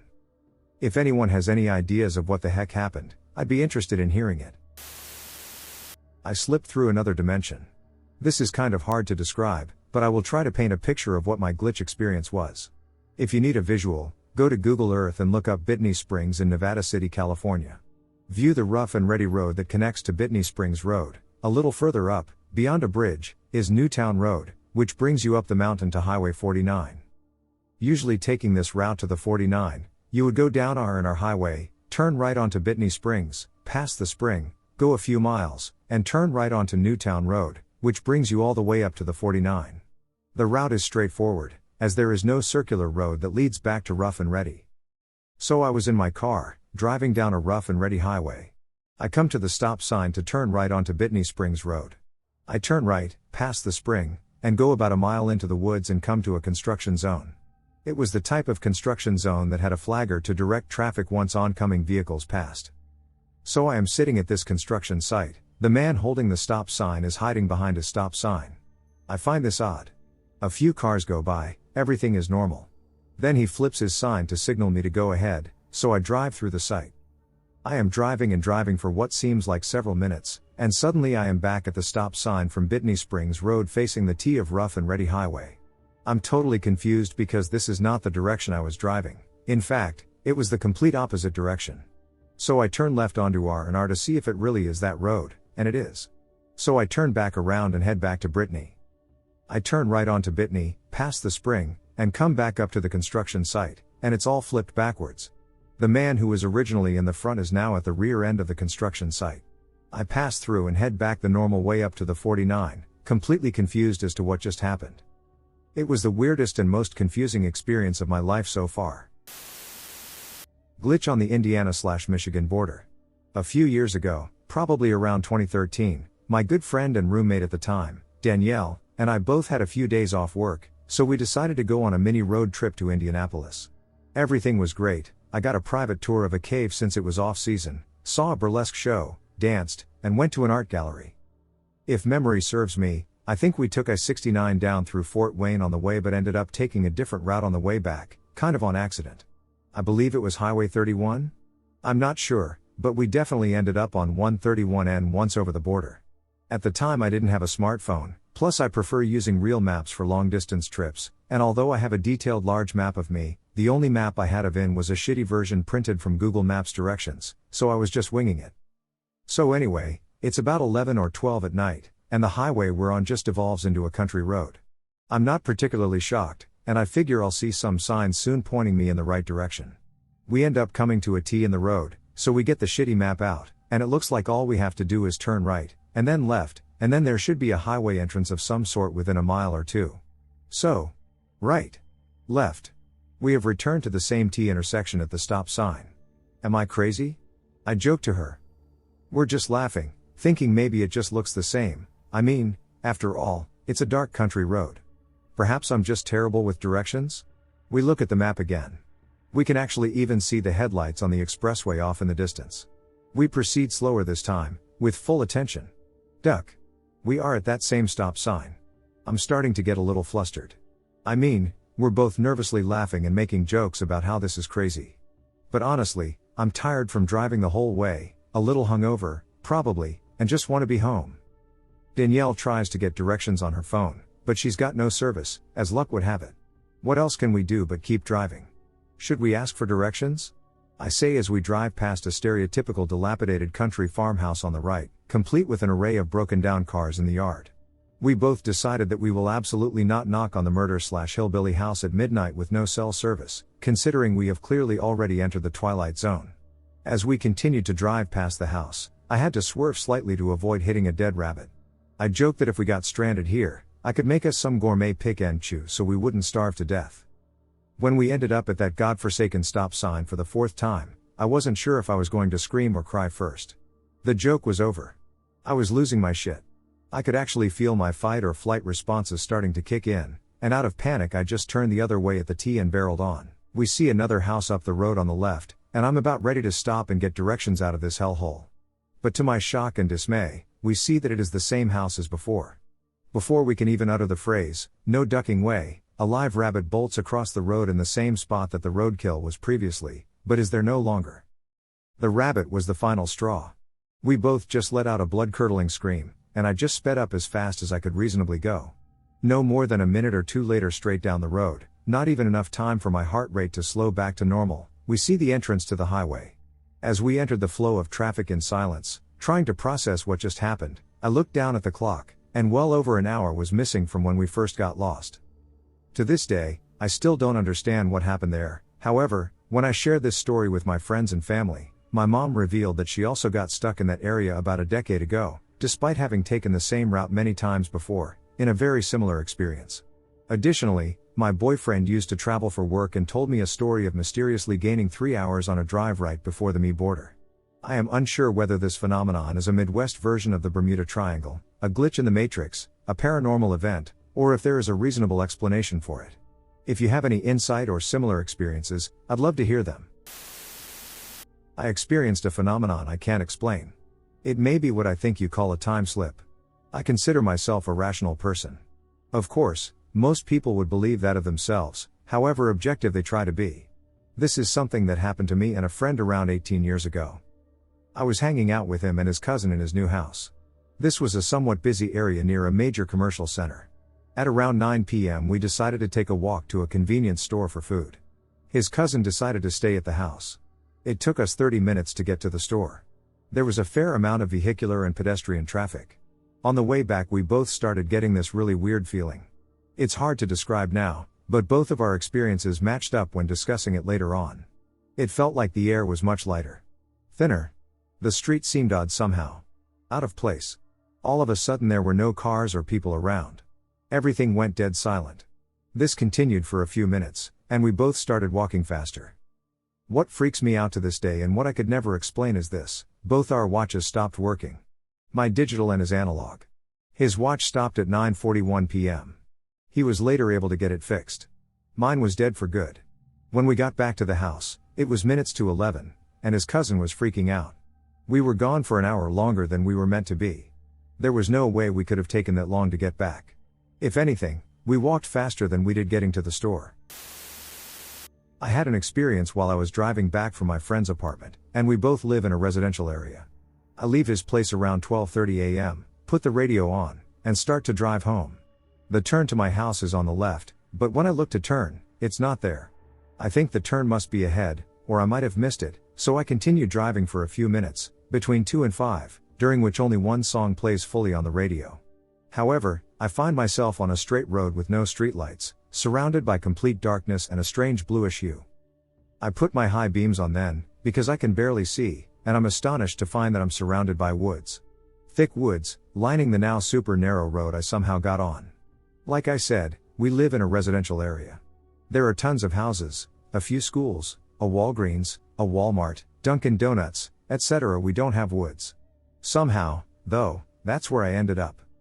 I honestly get a bit freaked out, as I have absolutely no idea where I am, so I K-point turn and drive back, only to come out to our residential neighborhood, with my friend's apartment on the left of me, like I never actually drove away. There have only been 3 songs and a commercial break that have played on the radio, but an entire hour has passed. It's 1:30 a.m., and I have a quarter of a tank of gas left, when I never let it go below half. Super confused at this point, I drive down the street, my turn is right where it should be, and I get home in less than 10 minutes. Somehow, an entire hour passed between 3 songs and a commercial break. I drove into unfamiliar woods on a straight road, never making a turn except to return down the same road, ultimately ending up right back at my starting point. My time slip story. I was unaware this is what it was called and that it was a thing until about a year ago. In the fall of 2018 I was on a solo road trip into Georgia, buying fenders from a man for a truck I was restoring at the time. I had gotten to my destination, went to leave, and stopped to get gas. Upon entering the gas station, everything was suddenly different. It was an indescribable feeling. Something had changed. I went to pay for my gas, and I noticed behind the counter none of the tobacco products had any warning labels, and they all looked very dated and different. There was no card reader on the counter for credit cards. The prices of things on the racks were a third of what they are today. Designs on the smokeless tobacco cans looked like they were from 1999 or 2000. I noticed all the drinks and sodas in the store also had dated and old labels on them. I asked the woman behind the counter why they were selling outdated tobacco and drinks. She handed me a can and said everything was fresh and not out of date, and the date expired in July of 2000. At this point I could not believe what I was seeing. It freaked me out so bad I left. I drove 20 miles down the road and got gas elsewhere. To this day I have looked everywhere on Google Maps and cannot locate this gas station. There is simply nothing there. This is the first time I have spoken about what happened since 2018. I stopped telling people about it because people thought I was simply crazy. I and my friends explored a 19th century fort that does not exist and, according to records, has never existed. I live in a town with several 19th century era buildings, including a few Napoleonic forts, 4 known ones. Urban explorers have thoroughly explored and mapped these well-known forts, including one with several tunnels. When I was 16, I and my friends decided it would be a fun day out to go there. We had done this many times and knew the fort by heart, including all the exits and entry points that had not yet been closed off by the council. We entered as usual, climbed around, and had fun before going to the tunnels. We chose the most popular tunnel because it was easiest to navigate, and one of my friends was a bit claustrophobic. We had gone through this tunnel several times before, and so did many others, so it is very well mapped and usually opens up to just a big empty room with windows looking into the center of the fort. This tunnel does fork off in 2 directions, but both lead to similar rooms. However, this time, for some reason, after taking a left at the fork like we usually did, as the room on that side was in a less decayed state, the tunnel opened up to something that, to this day, I and my friends cannot explain nor replicate. We entered what at first seemed to be the usual room, but we quickly noticed that it was in a near perfect state, no graffiti, no vandalism, no empty beer cans, no charred floor from a campfire, nothing. The place appeared to have remained unaltered since its conversion into a hospital during World War II. We were very confused but decided to look around. We quickly noticed this was a completely different fort. We all believed that we had accidentally stumbled into this fort, which had somehow gone unnoticed by urban explorers in the area. With little hope, I tried looking up the coordinates for it, but unfortunately, as was often the case in these areas due to these forts essentially being buried, I couldn't get any GPS signal, which did not surprise me. We spent the rest of the day exploring and speculating about the location of the untouched fort, believing we had discovered a hidden gem that would serve as our ideal hideout or hangout area. The tunnel was roughly 1 kilometer long, so we knew it couldn't be too far from the known location. After a great day exploring this urban explorer's wet dream, we packed up and left without any problems. We went through the tunnel and popped out the other end in the expected place. This is where it struck us. We took great care in noting our way back through the tunnel in order to locate the fort again on our next visit. The route we took was the same as we always did, we had not accidentally deviated or anything. This was the exact same route we usually took. My friend and I decided to quickly return to the location just to confirm. We arrived at the opening, and as usual, the tunnel led to the room we had previously expected. Since then my friends have tried numerous times to find the fort again. Unfortunately, I cannot take part in the search at the moment for personal reasons. I have, however, tried to find signs of it on Google Earth, but unlike its supposed neighboring fort, it does not appear on there. All research I have done related to the incident does not seem to indicate the existence of this fifth fort that we saw. To this day that fort remains some sort of glitch in the matrix. The missing gas station. A few months ago, my husband and I were driving on the Kansas Turnpike between Kansas City, state of Missouri, and Topeka. Anyone familiar with this stretch of road knows that there is a gas station a few miles after the first toll booth and a few miles before the last toll booth. So I was driving, and I knew we were going to need to get gas, but we could totally make it until the second gas station, which also has a Dunkin' Donuts that I wanted to stop into. When I told my husband I wanted to go to the second gas station, he looked at me funny and said that there isn't another one. I knew that there was, he and I both had been there many times. I asked him to just wait and see. So we drove along the turnpike, and there was no second gas station. I was watching for it because I wanted to prove my husband wrong, and he was watching for it because he knew he was right. It wasn't there that day. Now, if you check Google Maps, you will see that just east of Topeka on I-70, there is a gas station featuring a Dunkin' Donuts. But that day, it was not there. I thought for sure I was going crazy. 2 days later, as we were driving home from our trip, we got on the turnpike again. Right outside Topeka, just past the toll booth, there was the gas station. I turned to my husband and assured him that I was not crazy, as the gas station was indeed there. Of course that doesn't explain where it was the first time.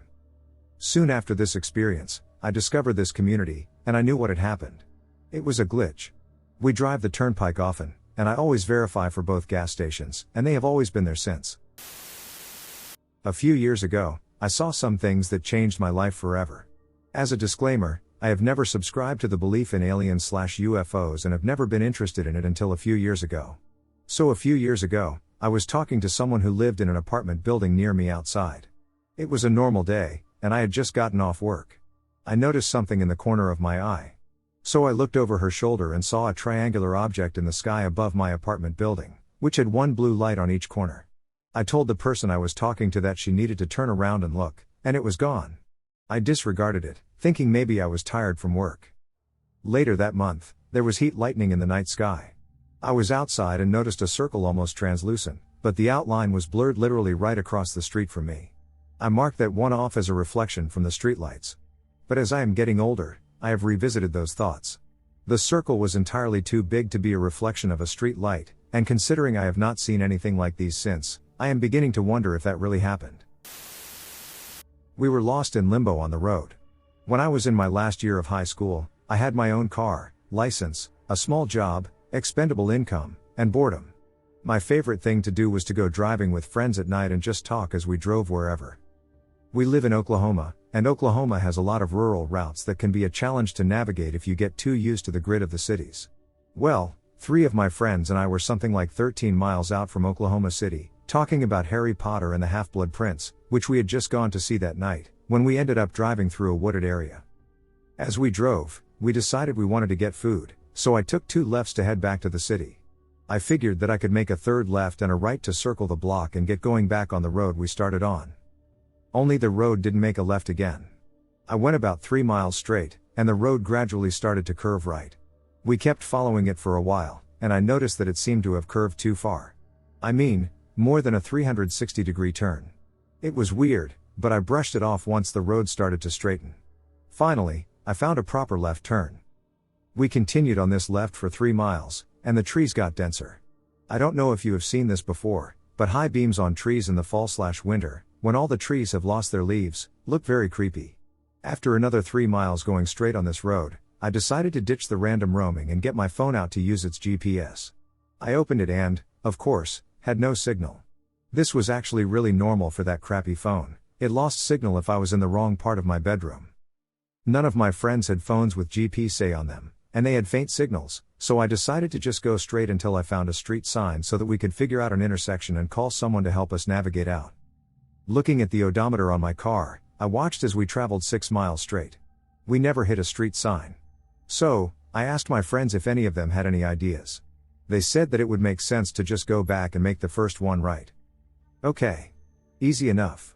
I made a 3-point turn on the 2-lane road, and we started back on that road. Well, I traveled 15 miles before hitting a right. And my car was finally getting low on gas. If that doesn't sound weird, go back and look at the numbers from before. We made a left, went 3 miles, then another 3, then 6. That's 9. We went 9 miles in one direction, turned around, and then went 15 miles. We weren't just lost, we were confused. My friend Yuvraj said that we just missed it and that we should turn around once more and keep a close eye on the left. Well, we never found a left. We went 5 miles and found the road curving right. The road never curved before. At this point, I'm on the verge of hyperventilating. None of my other friends had much driving experience, one didn't even have a license, so I was the only one that could drive. Duck it, I thought, I'm getting one of their phones, and I'm calling for my mom. My phone still had no signal, so I grabbed Yuvraj's phone and dialed my mom's number. She picked up, and I could hear her, but she apparently could only hear my voice slightly, with heavy static. I hung up and called again. Better connection this time. She said that I was probably hitting a fork in the road somewhere I didn't notice, and that she would get a map to try to help. She set the phone down, came back with a map, and now she couldn't hear me again. Fantastic, I thought. I hung up, then called her again. We described the road and told her the last road we were driving on, and she told me she couldn't find this road anywhere on the map. Well, my car was really low on gas at this point. I had maybe 10 miles left on it. So I thought it made sense to just keep driving forwards until we ran out of gas. So, I told my mom that we could just go forwards, and we did. We went 2 miles and then found ourselves on a main road. Finally, we drove a bit further and ended up at a gas station, filled up, and went to Taco Bell. While we were there, I noticed that Nicole, my friend with no license, was being quieter than everyone else. I asked her if she was okay. She said yeah, she was. It was nothing, she was just freaked out by the whole getting lost thing. I called my mom and told her we found our way out. Everyone around me disappeared for a long while. I don't believe in ghosts or anything like that. In fact, I completely doubt it, but not too long ago, like 4.5 years ago, I was selling some products with my mother in the flea market like we used to on weekends.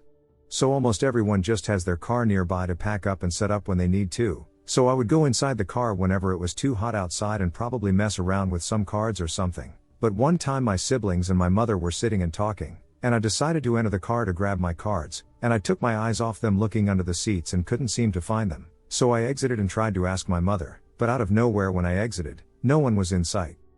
I assumed they went to the bathroom, but I look around even more and see that no one is in sight, including customers, staff, sellers, etc. And of course, since I was a lot younger than I am now, I started to cry and panic. And after I calmed down, I decided to look around for a single person. After walking through the maze of the flea market, I saw a lady who was either fixing a table or packing up. I didn't care about that, I just approached her and started tearing up as I explained that I couldn't find my family. She asks me where I set up, and I walk her to where my family is, and bam! My whole family was there. I look back, and people are walking casually. I felt completely disoriented, and as she walked away, she said I seemed lost. My mom and my siblings still tell me that they were there the whole time, including the people, and that they never heard me leave the car. I am unsure how to interpret the situation, However, I experienced strong feelings that I cannot easily label, and it was definitely something I would find hard to believe if someone else described it. I just felt I had to tell someone because I sound crazy when I talk about it. Could anyone provide any scientific, logical, or even spiritual insights? 1992 to 1993, encounter with two beings and portal technology. I was encouraged to share my experience. I've held on to this for approximately 33 years. The following occurred in the year 1992 or 1993. The location of this event was northern New Jersey, United States. I was living with my parents in my grandmother's house, which was located on a main street. This house was owned by my grandmother. Only family lived in this house, even though it was separated into apartments. The only reason I mention this is because I played in this house on every single floor, and on this particular day, the following happened. I remember walking into the second floor by myself. As soon as you walk into this apartment on the second floor, there's a door on your right-hand side that leads to the front-facing room. I entered this room on the second floor. I was faced with a circular-shaped portal on the wall on my left-hand side. It would be the west-facing wall if you're facing the street. I was very young when this took place. I took a glance at this portal. I was about 1 to 2 feet away, and what I saw there left more questions than answers. I saw two humanoid beings. The being on the left had a dark complexion. This being was way bigger than the being on the right side. The being that was on the left was bent over, slouching over a medical table. I do have to mention, based on the position of this portal, I was looking at the back of the being on the left-hand side. We never made eye contact. The being on the right side was on a silver medical table at a 45 degrees angle. This metal was the shiniest silver I have ever seen. The being was about 3 feet tall, humanoid in appearance. Light skin complexion, no visible hair. It had the obvious head, torso, arms, and legs.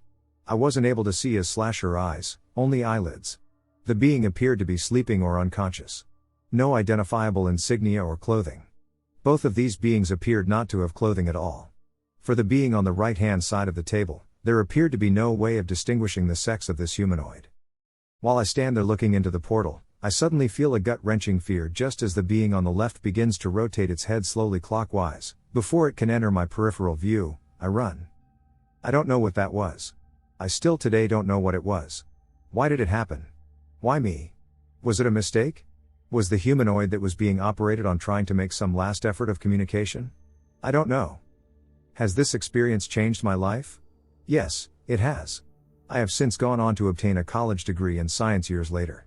It has made me question life, but it has also given me insight into the world we live in and the advanced technology these beings can use. That's it, that's my experience. My boyfriend and I lost 10 hours. 12 years ago my boyfriend and I went to the video store to rent Ghostbusters because I had just found out he'd never seen it before. After we rented the movie, we went for a late lunch. He had 2 beers, and I had 1. We were not drunk. We got back to my place, made popcorn and poured soft drinks over ice, and sat down on my couch. We put the movie in the DVD player and pressed play. We were not sleepy, we were not drunk or on drugs.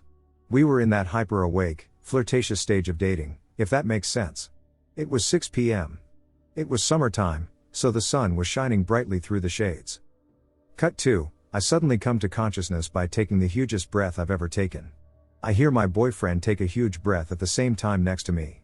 It was the kind of breath you would take after coming out of the water when you've stayed under as long as possible.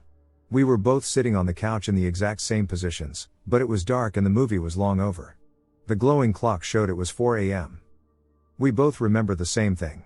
We lost consciousness at the exact same time and came back into consciousness at the exact same moment. We don't know what happened. We still talk about it occasionally. It's the weirdest thing that's ever happened to me. The poor guy has still never seen Ghostbusters to this day, which is too bad because I think it's an excellent movie. Highway time loop. Last night I was driving to a hair appointment when I got cut off by a little silver Toyota Corolla with a dent on the back left bumper. It had an orange and yellow cursive logo on the bottom of their back windshield. Annoyed, I just switched lanes and passed them, catching a look at the driver, who was a middle-aged white man with black hair and a beard. He kept switching lanes, so I was keeping an eye on him in my rear view to make sure he didn't come up too close behind me. Eventually, he fell far behind, and I couldn't see him anymore, until I passed the exact same car. Same make and model, same color, same dent in the rear left bumper, same exact logo. I remembered thinking, that's weird, I hope he doesn't cut me off, and lo and behold, It happened again. I switched lanes again to pass him, and guess what? Same driver. Same face, hair, age, and beard. It was so unsettling I thought it was just deja vu, but I thought about it all night, and it definitely happened. I'm weighing the chances that two identical twins were driving identical cars and both just happened to cut me off, but those odds seem astronomical. Is this time slippage? Or is there a possibility of a time loop? Lost almost a full hour of time in the woods. So, there were these woods behind my neighborhood that I ran around in for years. They weren't like crazy big or anything, but they were big enough that you could have all kinds of cool adventures back there. Knew the place like the back of my hand. I knew where all the cool spots were, all that jazz. There was always this really eerie feeling back there, though. It felt as though someone was stalking or observing you. I don't know. It just wasn't very nice. So, one day, I decided to show two of my friends this cool tree. It's pretty deep into the woods, but it was a nice, early fall night. The weather was nice and all that stuff. So we start heading back there. It's a little later than I usually like to go exploring, but I figure we'll be fine. So we get there and start making our way to the tree. Typical eerie feeling, but nothing new. So after we trudge through some thick woods and shit, we get to the tree. It's cool or whatever. We hang out for a bit. Then, we smell something completely unnatural. The smell resembled a combination of a rotting corpse and an intensely sweet scent, almost sickeningly so. It was overbearing and really weird. So we look around to see if we can find the source, but we find nothing. No dead animals or anything. At this point, the eerie feeling is a lot stronger. You can definitely feel something watching you. Then, I look over to my left and notice that, where there's normally an impenetrable wall of trees and thorns and bushes and shit, there's a bunch of tall, soft grass. So I'm totally weirded out by this because, trees don't just disappear. Then, as I get closer, I notice that there is a fresh trail in the grass. Like something dragged something through it. There's no blood or anything to make me think it may have just been a dead animal, though. The grass is just pressed down in a perfect trail in a spot that should be a wall of freaking trees and thorns. So, of course, we follow the trail, but not before sending a text to our other friend, who we are supposed to meet in about 30 minutes, telling him we're going to explore this creepy new trail and that we may be late. We follow this path for a while, and I see we're on one of my favorite hills. It has a great view of this stream that goes through the woods, and there are a couple of houses and a decently busy road. So normally you can hear the stream, see the houses, and hear the cars on the road. Well, not tonight. There is no sound. You can't see the houses. No car noises or anything, which is weird because the road is like maybe 100 yards from this hill. Everything feels off. It feels as if reality is distorted, and the colors appear excessively dull. Like everything had a gray filter on it or something. So we walk slowly around this hill, checking out how weird everything is before we get back to sort of the main entrance hallway thing. As we start making our way out, we all notice that some weird things are following us. We see shadowy humanoid forms walking around, but there are also other strange beings present. They're humanoid too, but they look emaciated, horribly pale, and completely naked and hairless. Just creepy, white, hairless, fleshy weirdo. So these things are darting from tree to tree, never really fully standing upright. They are almost invariably bent forward at the waist, with their arms hanging limply from their torso, as if they are unable to move them. It's really, really weird. Things shouldn't be as fast as they are. Luckily, they don't seem to want to really get close to us. So after staring at these things for a while, we start making our way out of the woods. It's been getting dark, but it isn't completely black yet. We always bring flashlights, though. So, as we near the edge of the woods, we shine the flashlight down the hallway to see if we can see any of those things. Nothing. So we turn the flashlight off, and I shit you not, there is something standing there. It resembled a pitch black figure of a man, approximately 6 feet tall, wearing a trench coat and a top hat. Cliché, I know, but that's what it looked like. We do it a few more times. It isn't there in the light, but it appears when you turn it off. So we quickly left the place and started walking home. We get about 15 minutes down the street when we get a reply from our friend. This reply came 5 minutes after we sent the initial text. We all double and triple check the times on the texts. We could not believe it. The texts are marked on the map. There's no way that those could have been 5 minutes apart. I have no idea what happened that night. None of us have an explanation for it. I slipped into an alternate dimension. When I was 17, my closest friend was having trouble at home. My family opted to take him in and put him through his senior year of high school.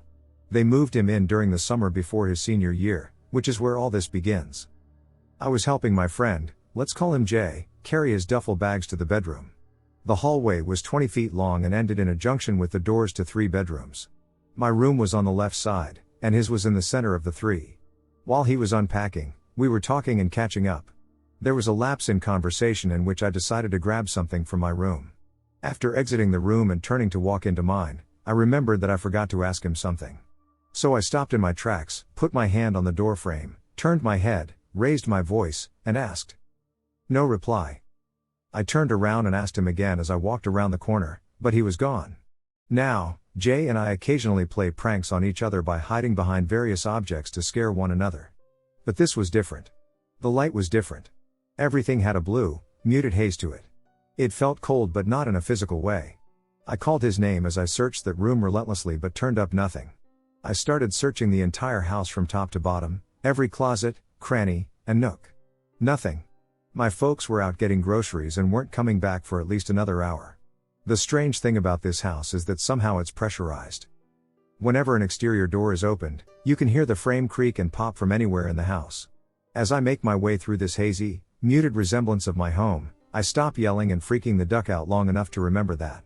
I rule out the garage and such, walk back to his room, and stop to think. I walked out of the room and decided to start changing things. I closed doors after I thoroughly searched the rooms, I picked things up and left them in the middle of the floor, and lastly, I turned on a table lamp in the living room that was on the other end of the hallway from the bedrooms. As I stood there thinking about what else to do, I saw Jay walking out of the hallway wide-eyed and pale, staring with his mouth slightly open. We exchanged our fair share of questions and what the ducks? This led to us recounting and reenacting our exact timeline itinerary. This resulted in us encountering each other at least 7 times. The icing on the cake. He went outside. He heard the house creak, and I didn't. I don't know where the duck I was, but it wasn't here. I scoured the web and watched countless goofy paranormal documentaries, but the only story I ever saw that sounded close was that of an Indian girl that had it happen to her when she was upstairs. She said she was getting ready for a party when suddenly the laughter and talking from her family below fell silent. She describes the exact same muted environment and lack of other people, except she stated that she saw Ganesh. Needless to say, I'm pretty turned about as to my whereabouts. I sincerely hope that someone here can confirm a similar experience. My friend and I got stuck in a twilight zone or another dimension. To begin, this happened roughly 3 weeks ago, while traveling back from Winnipeg to the PA, Manitoba, Canada.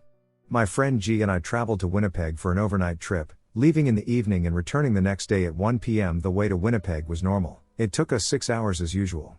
I've done this trip numerous times, as the PA is my hometown, which I've recently moved back to from Winnipeg. During the return trip, the first 3.5 hours passed normally while I mostly drove at the speed limit due to icy and snowy conditions. So we come up to the turnoff, where Highway 6 turns off onto the 60, at about 4 p.m. At this point the conditions are ideal, and the sun's just about at the horizon. It was a beautiful sky with a crimson sun. This is where things got really, ducking, strange. The first odd instance happened about 20 minutes on this highway. A red van overtook us right before a right turn and rounded a sharp bend. When we came around the bend, the van had vanished, and we were on a long, straight stretch of highway for a while. I thought this was weird, but I didn't pay any mind to it, nor did I mention it to my friend. Shortly after this I made a comment about how gorgeous the sky was. By this time the sun was just cresting the horizon at about an 11 o'clock angle. By this time it's about 4:45, so we've been on the highway for 45 minutes. This highway takes about an hour until you get to the next turnoff, which is 10, the final turnoff on the route to the PA. We drive for the next 20 minutes without words, just the radio playing. Then my friend G made the comment, "Have you noticed there hasn't been any road signage?" I didn't realize, but there were no signs indicating when a turn was coming up, nor were there any signs in regard to how far we are from towns in kilometers, no signs whatsoever. At this point I noticed the sun hadn't moved an inch in the sky. On top of this, we haven't seen any other vehicle in a while. I thought this was ducking strange, man, and so did my friend. Unnerved, I sped up, going between 120 and 140 kilometers per hour. I started having this overwhelming feeling something was ducking wrong. Then I noticed another anomaly in addition to the other glaring issues that were already making this experience really unsettling. All the trees were the same height, and the tree line was extremely dense, like a wall of trees. This was scary because I then realized this scenery was not at all what it should be. Where we were should have been a sparse tree line with small ponds and marshland on both sides of the highway. We've been on this highway for 2 hours, the sun is still stationary, there are no road signs, there is no traffic, and we are lost. I and G are stuck on this highway, and we're starting to get scared, trying to piece together and figure out what the duck is happening. We've both lived our fair share of paranormal phenomena, not to mention traumatic experiences at that. I've known G my whole life, and this experience is undeniably our most terrifying. Out of nowhere, the sun sets unnaturally fast, which takes maybe 2 minutes, and we are enveloped in this darkness of a starless night without a moon. I am scared. G is scared. Two 25-year-old men, pretty well shaken, and just when this ominous, oppressive feeling was unbearable, we came to the turnoff, out of nowhere. For 3 hours, we were stuck on that ducking highway that takes barely over an hour to travel. But it didn't end there. Just when I thought we were returning to normality, I glanced in the rearview mirror because I thought for the first time in 3 hours I'd seen headlights. I was wrong. In the back seat, sitting behind me on the driver's side, was a black human silhouette with glowing yellow eyes. G and I both saw it. I couldn't believe what we were experiencing. All of what happened is so unreal and fantastical sounding, but in my life, I promise what you've listened to is real and articulated to the best of my ability. The next hour and a half was terrifying and mostly set in silence. We finally pulled into the PA shortly before midnight. For 2.5 hours, we were stuck in a state of limbo, experiencing unreal anomalies that made no sense while remaining fully conscious and aware, all the while keeping track of the time. We are completely lost on an explanation of what happened. I'm sharing this in hopes of finding answers or connecting with others who have had similar experiences. I went to a store that wasn't real. Many years ago, I traveled to Denmark to visit my friends who were getting married. My mother and her partner joined me. I had to buy a dress for the occasion, so a few days before the wedding the three of us went shopping on Strøget in Copenhagen. I was really optimistic about finding a dress, but it turned out that most of the shops only had stuff that I didn't like. The colors that were in fashion that summer were rather dull, emo. It started to rain a lot, and we had been walking around for hours, but I finally noticed a store that I had always liked a lot. It's a chain, and my mom and I went in there, while her partner smoked a cigarette under the small vestibule outside of the store. It barely shielded him from the rain, but he was happy to be able to finally smoke while we looked around inside. He smoked a lot. I will never forget what we saw inside. The store was full of people, but also the clothes were beautiful. They were almost exclusively in colors that I like, with lots of purple dresses in all shapes and sizes and skirts that had patterns from gold, purple, and whatnot. I said to my mom that this was definitely what I needed and I would be buying lots of things, not just one dress, and she agreed. Even though this shop was mostly for younger women, she saw things that she wanted. We both had wet hair and clothes from the rain, so we decided to come back again the day after and go straight to this store, because we didn't want to be trying stuff on while wet, and we wanted to have lots of time and not leave her partner standing outside for long. Furthermore, this store, unlike the others we had been to that day, was full of people. It was on 2 floors, and we could only see the stairs leading to the top floor and glimpsed a tiny bit of what was up there, but judging from what was downstairs, we were sure it would be just as great. So we left and went straight home, and I was giddy with excitement about the next day. I don't like buying clothes for myself, and this is the only time I have ever been giddy about clothes shopping. Now on to the next day. We proceeded directly to this store, which was a short walk from the bus stop, but immediately I sensed that something was amiss. It had the same sign outside, so it was definitely the same place. A drugstore I had visited before going in was still across the street, but some things looked different. I shook off the feeling and went in, really excited, as was my mom, but inside the store there was nothing but the same dull stuff that was in every other shop that year. Boring colors, etc., and it looked completely different in every way.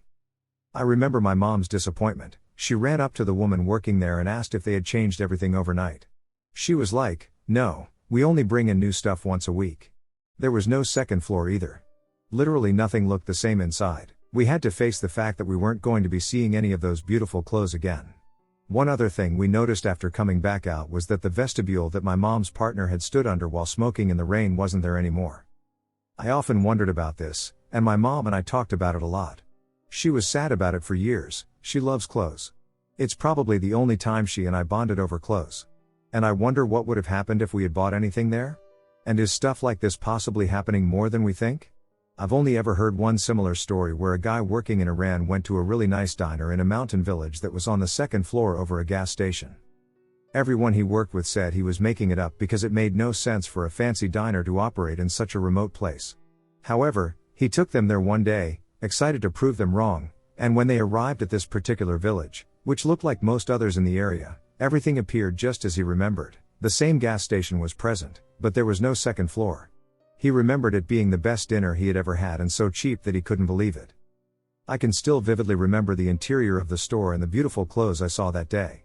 I would describe them as dreamy. Another thing that made this store different from all the others was that it was full of people. There are lots of clothing stores on Struyet, and none of them had been particularly busy that day. Quite the opposite was true. Then why would this one have been so crowded and full? Anyway, this is one of the strangest things that has happened to me. I was making a list of stuff like this while watching the TV show Dark with my husband. He thinks strange stuff is always happening to me, but he agreed that this event was probably the strangest, and the fact that my mother experienced it too, and her partner, who doesn't believe in anything supernatural, makes it impossible to deny. The Zone of Silence, Altered Dimensions. In a Chihuahuan desert patch near the Bolson de Mapimi in Mexico, there exists an eerie area of land called Mapimi Silent Zone, La Zona del Silencio, or the Zone of Silence. In this area is the home of several rare, mutant species of animals, including the purple cactus and a malformed version of the desert tortoise. The area's name derives from an odd anomaly that prohibits radio waves from transmitting inside the zone. Just 400 miles south of El Paso, Texas, the Zone of Silence gobbles up radio and TV signals and has a documented history of UFO activity. Since the mid-19th century, farmers who worked the parched land told of hot pebbles that fell to the earth from the sky. The early 1900s recorded numerous reports of extraterrestrial visitors. Scientists at the Mexican Research Center have dubbed the region the Mar de Tetis, or the Sea of Thetis, because at one time, millions of years ago, the area lay at the bottom of an ocean, as evidenced by the fossilized marine life found in the area. There have also been reports of radio signal blackouts and aircraft crashes in the region. Sign in the Zone of Silence. The first documented occurrence of the radio wave blackout occurred in the 1930s when Francisco Sarabia, an aviator from the northern Mexican state of Coahuila, reported that his radio had mysteriously stopped working. It wasn't until the 1970s, though, that the Zona del Silencio entered the public eye. An American Athena missile fired from the White Sands Missile Base mysteriously veered off course and crashed into the Zone of Silence. When the Air Force came to collect the Athena missile's wreckage, they noted that the area prohibited radio transmissions. They took along several truckloads of desert sand for analysis. Some theorized that the sand's bizarre properties somehow contributed to the United States stealth fighter military program. A few years later, an upper stage from one of the Saturn boosters used on the Apollo project broke up and crashed in the very same area. Again, the United States military sent a special team to the area to investigate its mysterious properties. The U.S. military team noted that no radio signals could travel through the air. Television, radio, shortwave, microwave, and satellite signals are unable to penetrate the zone. Inhabitants of the community of Ceballos, Durango, some 25 miles away, the settlement nearest to the zone, were quick to point out television signals could never be received in the town or neighboring ranches. The area serves as a magnet for meteorites. Scientists are still trying to understand the unique properties of the area. High levels of magnetite have been discovered in the Zone of Silence, and scientists have also found that the area is a hotbed for meteorite activity, raising speculation that there may be some unusual magnetic properties associated with the minerals in the chalky soil. There is no question the area seems to attract metallic particles of extraterrestrial origin. In fact, throughout the year, there are near-constant falls of small meteors known locally as gijolas. On February 8, 1969, at 1:05 a.m., a huge meteorite hurtled into the area known as Pueblito de Allende. Locals compared the sight of the meteor to staring into a flashbulb. The original stone was the size of an automobile and moved at a speed of more than 10 miles per second. The impact produced a massive shock wave that could be heard for many miles. To date, the Allende meteorite is the largest ever found on Earth. There have been reports of UFOs in the area. Travelers crossing the zone regularly report seeing strange lights, floating orbs, and burning bushes. Many reports describe fireballs maneuvering through the night sky, changing colors, and hanging motionless before shooting off into the night sky at great speed. In one instance, two ranchers heading back from a festivity witnessed a fluorescent light floating down from the dark sky that spit out humanoid occupants who they say glowed with the same kind of eerie, fluorescent light as they shuffled slowly towards the ranchers. The Ernesto and Josefina Diaz incident. On October 13, 1975, Ernesto and Josefina Diaz drove into the Zone of Silence in a brand new Ford pickup to collect unusual rocks and fossils, which can be found in great abundance in the area. As they busied themselves with their activity, they noticed that a desert rainstorm was heading toward them. Hoping to avoid being caught in a flash flood, they packed up their vehicle and sped off, but not fast enough to avoid the relentless rain. The road ahead transformed into a swamp, trapping their truck as it sank in the soft terrain. While the couple struggled to keep their vehicle from submerging further into the mud, two figures approached, waving at them amid the torrential rainstorm. Two extremely tall men in yellow raincoats and caps, with unusual but by no means alarming features, offered their assistance to help them get underway again. The men instructed the drenched couple to get inside the pickup again while they pushed. Before the couple realized, their vehicle had popped out of the hole and onto firmer ground. Upon exiting the pickup to express his gratitude to the two men, the husband discovered they had vanished. The Luis Ramirez Reyes incident. During the month of November 1978, journalist Luis Ramirez Reyes visited the Zone of Silence as part of a news team assigned to cover a story on the bizarre properties of the site. Choosing to go ahead of the main team, Ramirez and his photographer charged into the desert, navigating by intuition rather than by hard knowledge of where their final destination should be. Suddenly, Reyes noticed that there were three figures walking up ahead, coming toward them. Hoping that these locals might be able to point them in the right direction, the journalist told his companion, who was doing the driving, to slow down to talk to them. As they drove along, he experienced the shock of running into them again, walking in a different part of the desert. They discussed their strange encounter with Harry de la Pena in the desert when they finally reached their destination and gathered with their team. In a sobering tone, Pena told them that there were no people in the desert who weren't part of the reporting team. Visiting the Zone of Silence. Coincidentally, or not, the Zone of Silence lies just north of the Tropic of Cancer and south of the 30th parallel, which places it in the company of a number of other planetary anomalies, including the Bermuda Triangle.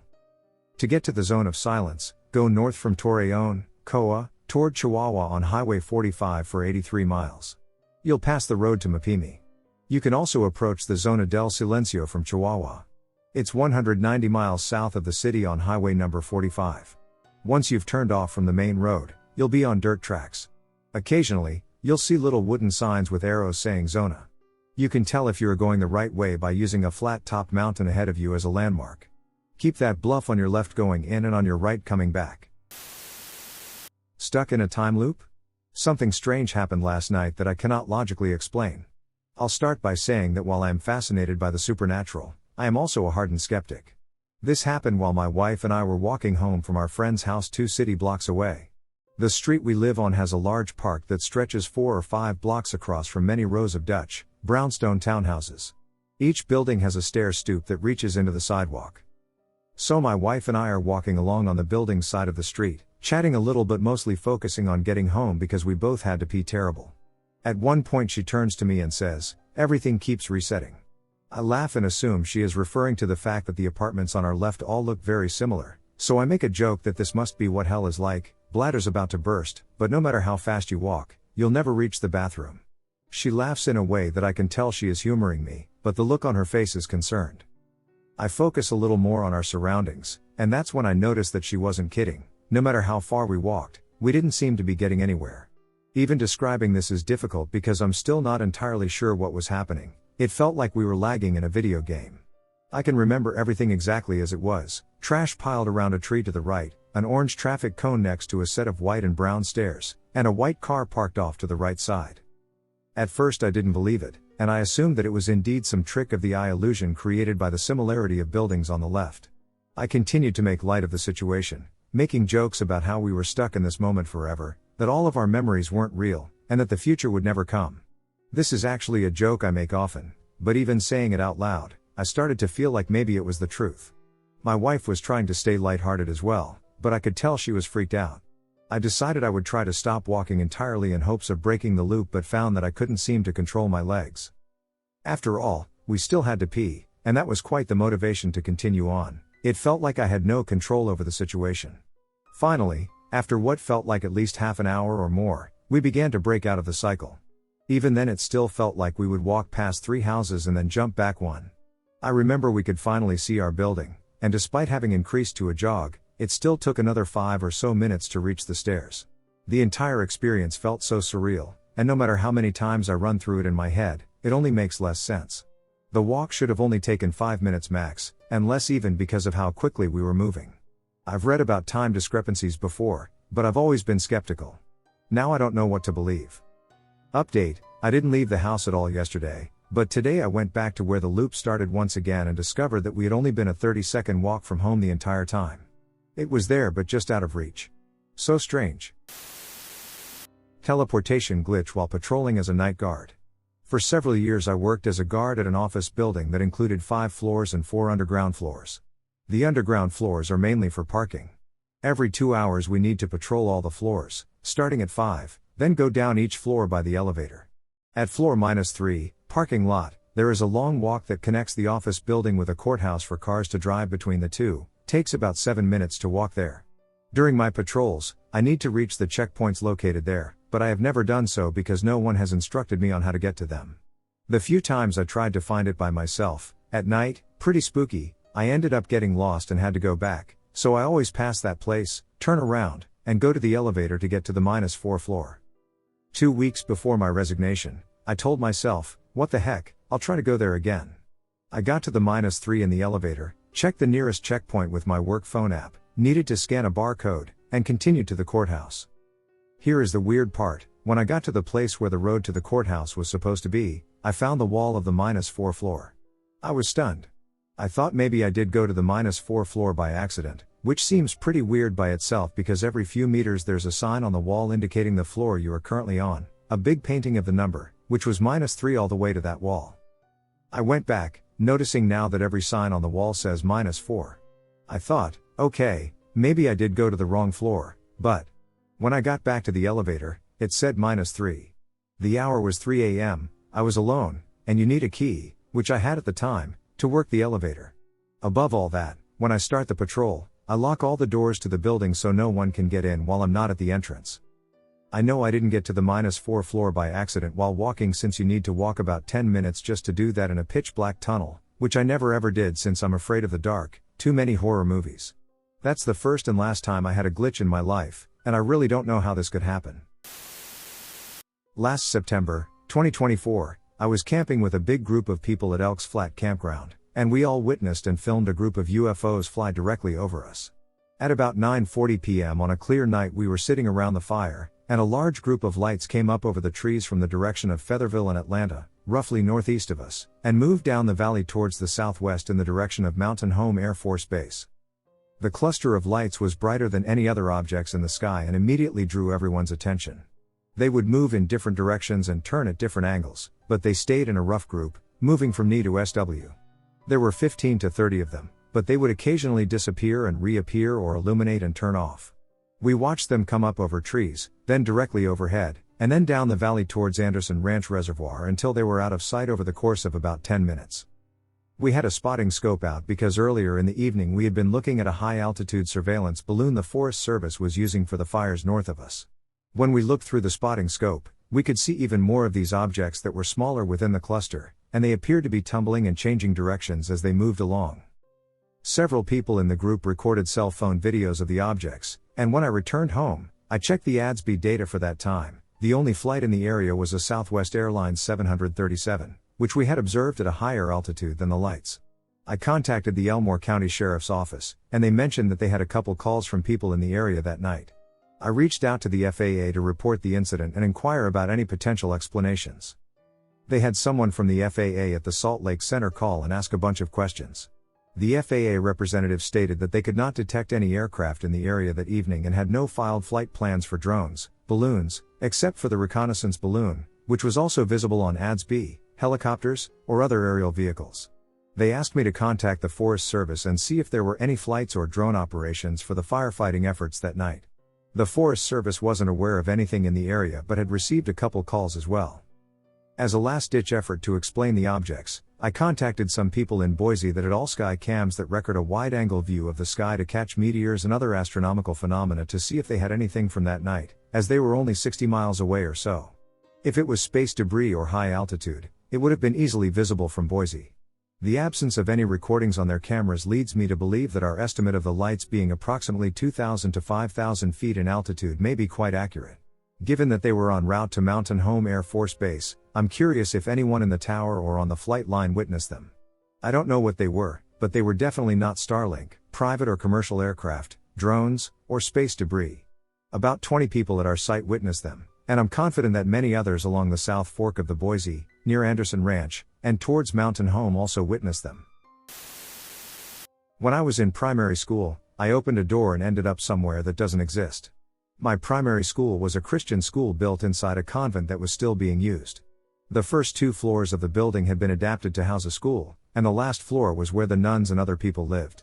Needless to say, we kids were forbidden to get to the last floor, and the doors that led there were often locked except for the emergency doors that connected the 3rd floor to the 2nd. We weren't supposed to get in there either, but as soon as we figured out that they were unlocked, a lot of kids started opening these doors and exploring what was inside. I had never opened one and had no idea what they were for. One day, during class, I went to the bathroom and met one of my classmates. Since we didn't want to get back straight away and one of these mysterious doors was a short distance from the bathrooms, we decided to take a look inside. Other than us, there was no one around. It was the first time that I opened one, and while I went in, my classmate waited by the door, keeping it open. I'm thankful for that now that I'm writing about it. What I had in front of me was a pretty short hallway. On the left wall there were 2 doors, a closed one and one that led into what I thought was an office. I could see a desk and a chair, and behind those a huge window that let a lot of light come in, and I mean a lot. At the end of the hallway there was another closed door and on the right a slightly open one. From this last one I could only see a bright light coming through.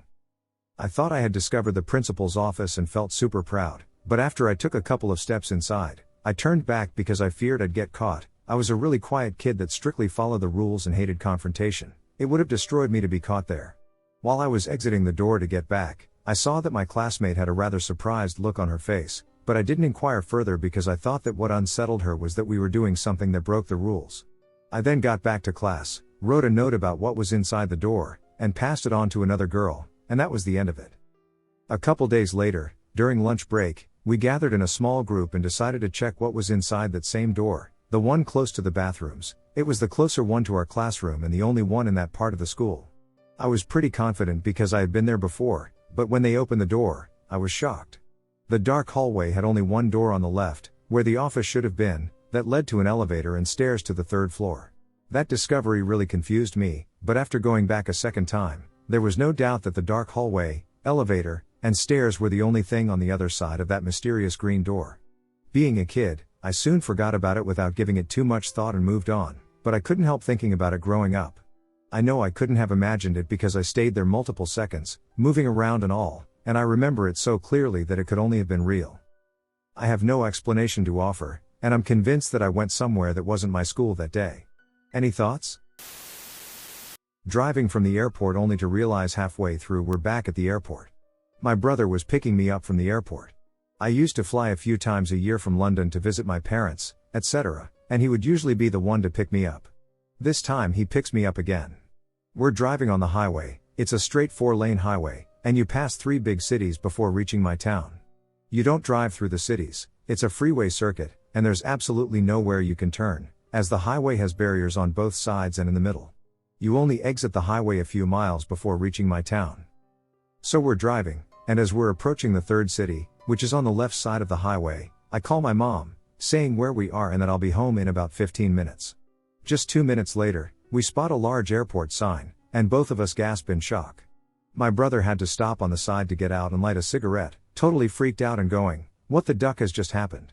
It almost appeared as though someone had simply repositioned our vehicle by turning it around, and we proceeded to drive all the way back until reaching the airport. We returned home profoundly shaken, observing the entire scene a second time and attempting to determine whether there was any slight opportunity to exit the highway at some point, but there was none.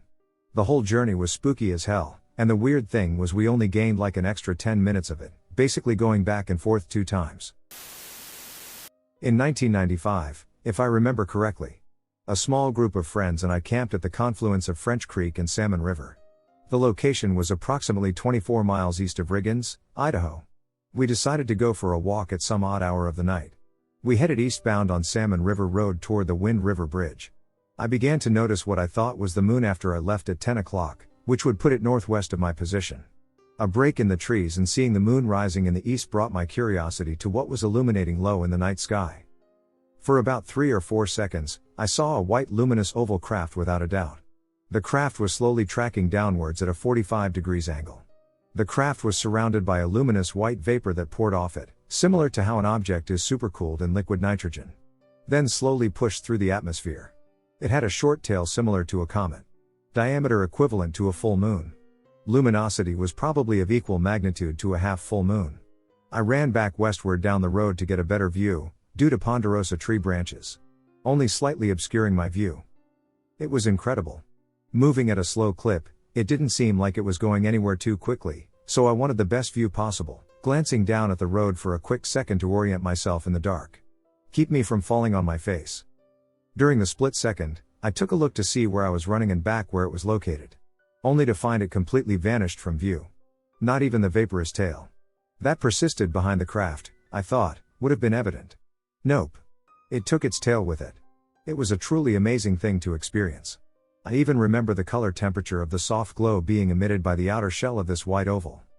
Even the vapor spewing off of this thing is terrible, with faint tinges of electric blue at the extremities. If any fellow geeks have ever seen videos of superconductor quantum locking demos, that matches the way the vapor behaved. How it encapsulated it, streamed off it elegantly, glowed and created a beautiful curling and twisting trail that spilled out behind the object. Maybe a finger at arm's length with a long tail. It lasted for at least 10 seconds after the object vanished. Not a sign that anything was there at all.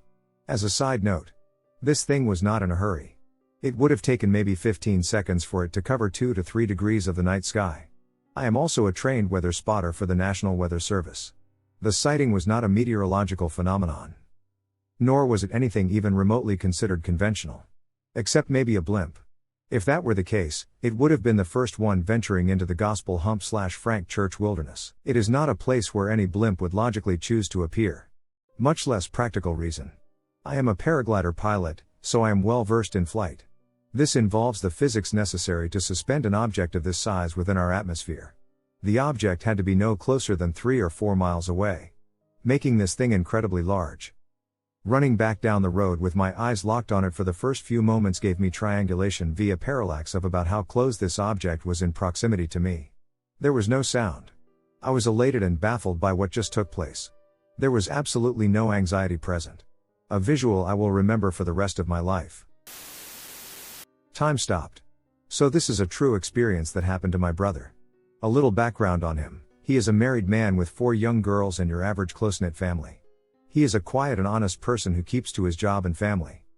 This happened to him several years back. It was a Sunday morning, and he was in church with his family.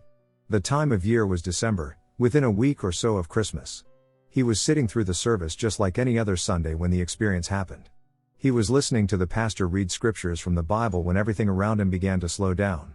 He describes the pastor's voice, the movement of people, and the ambient noise. Everything starts to slow down until everything stops. He said everything had frozen, and he felt like he was in church with all the mannequins. He turns briefly to his family, and they just look frozen in time. All this thought is processed in a second. He then says he turns to the pastor who was speaking, and he is at the podium, frozen, just standing there. At this moment he sees a person walk out from the right side of the front stage. The person is behind the pastor and just slowly walking across from right to left. The person gets about halfway across the stage when he turns his head and locks eyes with him. He never stopped walking. Instead, he turned his head to make eye contact with my brother for a split second, then turned his head back to face forward and continued walking to the left side until he was behind the curtain and out of sight. At this moment when the person walks out of sight, everything slowly comes back into reality. He turns to his wife and says, "Did you see that man?" She obviously is confused, and he doesn't have a clue what just happened. He said time literally stopped, and everyone and everything froze in position while he was left to fully experience whatever just occurred. Now about the person he saw. This is going to sound absolutely crazy, and for some, it will probably be discredited as bullshit. But the person who walked across the back of the front stage was dressed just like Santa Claus. He told me that he had both the beard and the red suit on. I don't know if this is just a coincidence since it was almost Christmas Day. He shares the incident with his wife, who laughs, leading him to decide that it is something he should keep to himself. Does anyone, anywhere, have even the tiniest clue of what happened and why on earth he would experience this all alone and no one else in the building? This is a 100% true account that happened to him. Believe it or not, it doesn't matter. I am just sharing to see if anyone has ever had something similar happen to them. A tear in space, a glitch in the matrix. This actually did happen. This is not fiction. I still find myself reluctant to tell what I saw. It is something that I have never told a stranger. I have never heard of anyone else experiencing anything similar, and the situation seems nonsensical to me. The incident happened on a clear summer day in Northern California in the late 90s, not far from Travis AFB. A friend of mine wanted to see some car rims that another friend was selling. He lived one street away, so I went with my friend. There was a group of guys talking about the rims. Since I wasn't interested in the haggling, I walked to the edge of the driveway to wait. Another guy who I was acquainted with from the group walked over with me. We were looking at a small prop plane that was flying several miles away. There wasn't a cloud in the sky when a part of the sky started to glitch and warp like it was shorting out. It was massive in size. From the center of the glitch, a cloud-like structure started to form from nothing. It began to swirl horizontally with the bottom facing us. It started to grow in size like a sideways tornado. It grew larger and larger. We both looked at each other, and he said, "What the F is happening?" It started to feel out of body.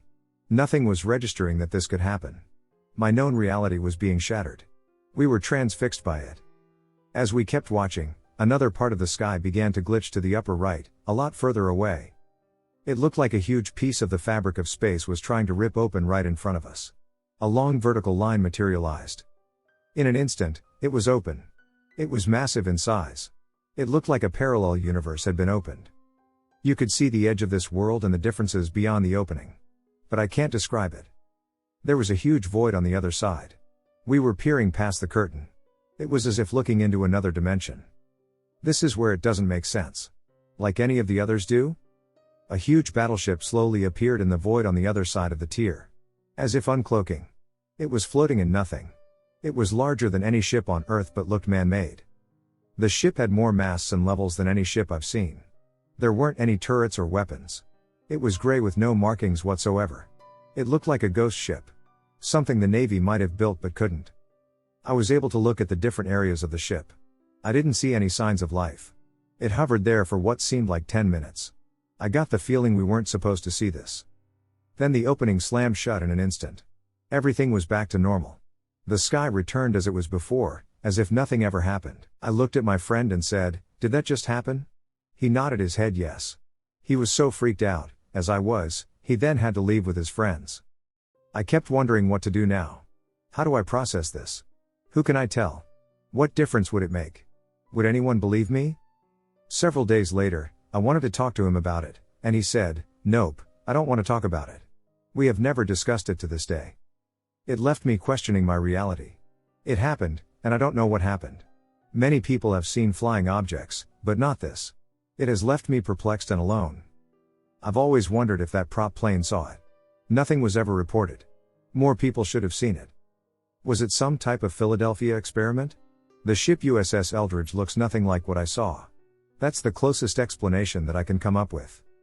Was it some type of teleportation experiment that went wrong? It didn't look like any type of alien ship. And it also didn't look like anything humans could build. I don't think I will ever know what it was. I'm no expert on these types of experiences. Does anyone have any idea what it might have been? Has anyone else heard or seen anything similar? Thank you for listening to the end.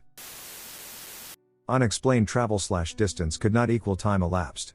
A few years ago, my wife, kids, and I traveled by car to my in-laws' place for the holiday, which typically takes a full day for a one-way trip. Being a longish drive, it's typical to stop along the way, and often I'll update my parents on our progress. This time we had stopped in an isolated town for a bathroom break and snack, knowing we were coming up on a dead section of road, and I had texted my parents our location before getting back in the car and heading on our way. As I drove along and chatted with my wife, I looked for the exit that I knew was just a few miles up the road, but I couldn't see it and started to feel confused. What should have been 10 minutes had been about 15 or so, and this exit was impossible to miss, the only overpass interchange ramp on that section of highway, so I asked my wife if I had somehow missed it, and she said she hadn't seen it either. Shortly after that, we passed a sign welcoming us to the neighboring state, which confused us because we had made this trip many times before, and that route does not take us near the state line. So at the first exit after seeing the sign, I pulled off to turn around. I ultimately contacted my parents at this point to inform them of what had occurred, as I was unable to comprehend how I missed the turn and ended up deviating so far from our intended route. They seemed unimpressed. Once we finally arrived at our destination, which was 2 hours later than expected, I opened up maps and realized just how far off course we were. Somehow, We had traveled 55 miles in about 20 minutes, and we had the timestamps from text messages and phone calls to verify the times. In all honesty, my parents merely chuckled and blamed it on my excessive speed, despite my insistence that such a speed was simply impossible. Disappearing restaurant. I'm reporting this for my parents. My father has used many drugs and believes he has seen aliens. His account wouldn't have been credible alone, but my mother. She is religious and never does drugs or drinks. Weird couple, I know, so her account is believable. My parents were on a small island in Florida on vacation, and there were not many places to eat. They drove around and randomly found a restaurant. They said there weren't many cars in the parking lot, which made what they saw inside even weirder. They walk into the doors and see a very full restaurant of people. Everyone stops, stares, and smiles at them. Everyone. Then go back to what seemed like scripted conversations while still looking at my parents. The hostess comes up to them and smiles and simply says, "Sorry, everything is full. You should go now." The phrase my mom and dad kept using was they were like actors. My parents left as instructed. They couldn't stop talking about what happened the next day and decided to go back and see it again. They drove all over the small island but never found the restaurant where the actors performed. My parents hate telling this story, and they hate when I ask about it. Visible goosebumps appear on their arms immediately at the mention of it. The only plausible, non-glitch, thing my brother and I thought of was that it was a setup by the FBI or police or something, a drug bust, and they were waiting for the criminals. This obviously doesn't explain the restaurant disappearing, though. Twilight Zone? Angels? Time slip? Who knows? What I am going to write below is 100% true. Believe it, or don't. The choice is all yours. Ahead of time, I want to explain that this happened when I was quite young, roughly 6 to 7. I am 23 years of age now. If anything seems inconsistent, just weird, it's going to be, or off in general, feel free to call it out and ask me directly. I do not mind explaining things in more detail. Now, this again is a true story. This is a story that I share with my good buddies around a campfire or with coworkers while we are on the smoke deck, the smoking area, for those unfamiliar. I just thought I might share it here to give some people something to think about. Or even help me understand what happened. This takes place about 16 years ago, in 2002. I lived in a town called Clear Lake, California, at the time. It was a family tradition to, each year, take a family-wide camping trip in Colorado, near a town called Calgary. About 15 of my family members would show up from all around the states, and we would have a grand time living in the mountains for roughly 2 weeks. This trip has always been the highlight of my year and remains so to this very day. Now, up until this trip, we had been a pretty poor family. We never actually made it through to the campground without the car breaking down in one way or another. But, we always ended up fixing it and making it there before most everyone else did. This year was the exception, though. We had a new-to-us truck. A 97 Chevy, and that son of a witch powered all the way through. Not a single issue arose during the ride there, and she ran like a champ. This, as silly as it sounds, emboldened us. We tried several new activities, such as driving up the mountain to a different fishing hole that we had heard was good, while the older guys explored a supposedly abandoned gold mine located off a long-forgotten dirt road. All in all, the actual camping trip was a blast. The camping trip, however, is not the point of this story. This is merely a brief explanation. It is what happened afterward. So, we packed in at the end of our 2-week stint in the bush and decided to take a different route home. My father was familiar with Highway 50 or 55, although I can't recall the exact number. But it is nicknamed the loneliest highway in America, and for good reason. It is a 2-lane highway, with a sign at the opening saying, "No gas for the next 150 miles. Be prepared." This sign did not faze us at all. Our truck was still kicking strong, and we knew she could handle it. Besides, it was another attraction to end what seemed to be the perfect trip. We get roughly 90 to 100 miles into the highway, and we're scaling a hill. As we start peaking in it, the truck starts overheating, and at 6 years old, I have not a ducking clue what that means. All I knew is that we were going down the hill, with my dad cursing and my older brother asking what was going on. He was 10 at this point. He explains that the truck is dead, and we are going to coast down the hill and get as far as we can. Now remember, we haven't seen a single car, building, billboard, or even a critter this entire 100 miles, and now we're about to be stranded in what is quite literally the middle of nowhere.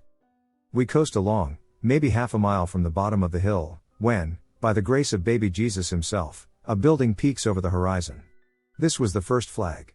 We coasted about 1/4 mile more, and the building was just about a half-mile off.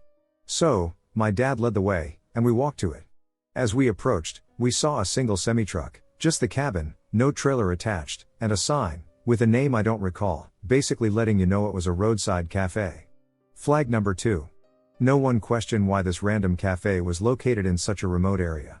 When we got to the actual driveway, you could see a porch swing out on the deck and a double-door entrance on the old weathered wood cafe. We entered in, hopefully to get some help. At the bar was the single driver of the semi, and behind the counter were 2 ancient twin ladies. Who, for the record, looked quite terrifying to a 6-year-old. My father introduced us and let them know what had happened. Then, things started to get weird. The trucker, whose name I never heard, told my father he has a '97 Chevy Outback that we could use for spare parts. Free of charge, he would even tow our truck here and help take care of it. This was flag number 3. Why did this trucker have a spare truck parked out back of a cafe? I was 6, so I didn't think this was odd at the time. My father left with this man to tow our truck, while the Shining Twins offered to make my brother and me lunch at the house. They gave us some grilled cheese and let us pick out ice cream from the little gas station freezer box type thing. We both got the Flintstones push pops. If anyone has had one, you know exactly why. Roughly an hour later, my father returned with the truck in tow, and then he and the trucker guy started to diagnose the issue. What seemed like forever went by, which in hindsight was maybe 3 hours. They got the truck running. The trucker told my dad he would follow us into the next town, which was about an hour trip, just to make sure we made it to the gas station at least, which was very kind of him. My older brother asked to ride with him, which my father, a great role model, by the way, totally thought was an okay idea. Anyways, we did make it out to the next town. The trucker actually took my brother and me into the store and bought us both a Mountain Dew, code red, while my father filled the truck up. Then, we both got back into our truck, while my father thanked the man and said goodbye. When my father returned to the car, he didn't speak a word the entire ride home. Not once. This town was in Nevada. We drove for, I think, 6 more hours before we made it home.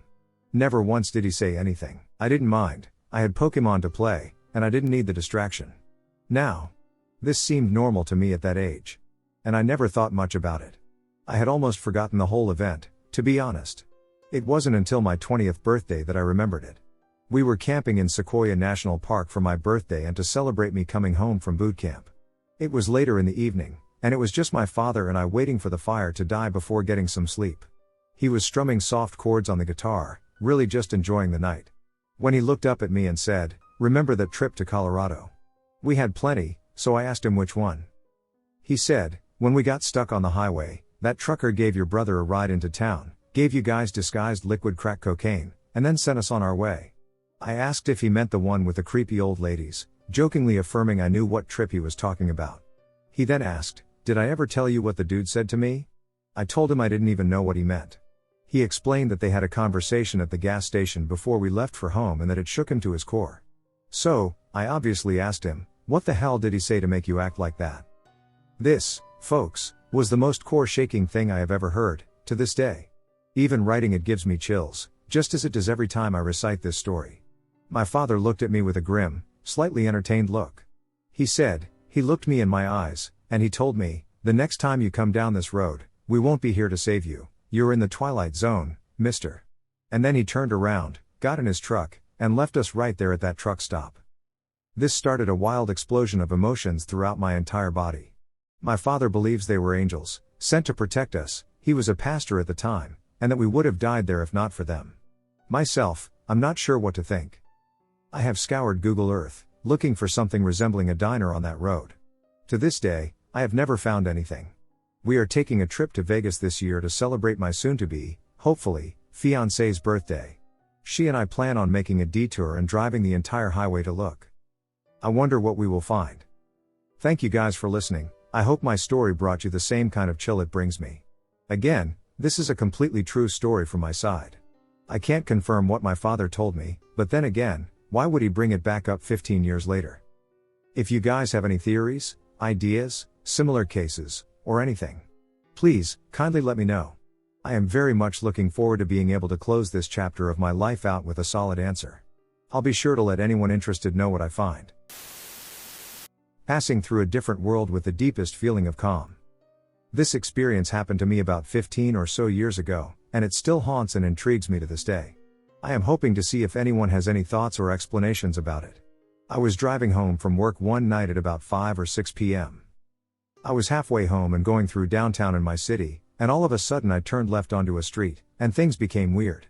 During this time I was very present in my surroundings and wasn't on what I call autopilot. You know, how sometimes when you drive a route you have driven a million times, you sometimes space off thinking about whatever, and the next thing you know, you are at your destination but don't remember the actual drive there. It was a sunny day throughout the entire day, and the weather remained beautiful and bright as I made my way home that summer afternoon, when circumstances unexpectedly changed. It was suddenly as if I was in a gray, black, and white world. And it was a depressing atmosphere. The only thing I can compare it to is old pictures of war-torn cities from the 30s and 40s. When I left work, I had turned my favorite radio station on in my car and turned the volume up almost all the way, singing and having a good time. But suddenly, when everything turned dreary and there was no color in that world, it also became very silent. At first I noticed a man standing on a street corner, and as I passed, we connected eyes, and we just stared at each other as I drove by in what seemed to be slow motion. Next I was still on the same street, getting to where a streetlight was the last traffic stop before the road went up a hill and became a bridge over the railroad tracks below. For clarity, I knew where I was, the street and traffic lights were actually there, I was not transported to a different location during this time. My world was still silent and colorless. As I passed the last intersection before the bridge, I remember thinking, did I just run the red light back there? Because I did not stop at the intersection but kept going. As there was no color, I did not see a red or green light, nor could I tell if one light was shaded darker than the other to tell if the light was red or green. It normally takes less than a minute to go up and over the bridge, but I remember thinking that it was taking an inordinate amount of time to go over that bridge. Everything was still black and white and eerily silent. The one thing that I still remember so vividly about this time is that I felt the deepest sense of calm. I had never felt so calm in my life, and even though I couldn't explain what was happening, I somehow knew everything was okay. Also, I remember feeling that if I were to die at that moment, everything would be fine. I did worry briefly as I passed the light that maybe I did run the light and maybe I was already dead, but this experience had started a block before I ever got to the lighted intersection, so, hopefully, I wasn't dead. There were some stressful things going on in my life at the time, the most stressful being that I was working through deciding how to leave my marriage of almost 10 years. I was also working almost 20 hours a day at my job. Staff had left one of the offices at which I worked, and the owner of the company had asked if I could cover their job as well as mine for a short period of time until they got a replacement.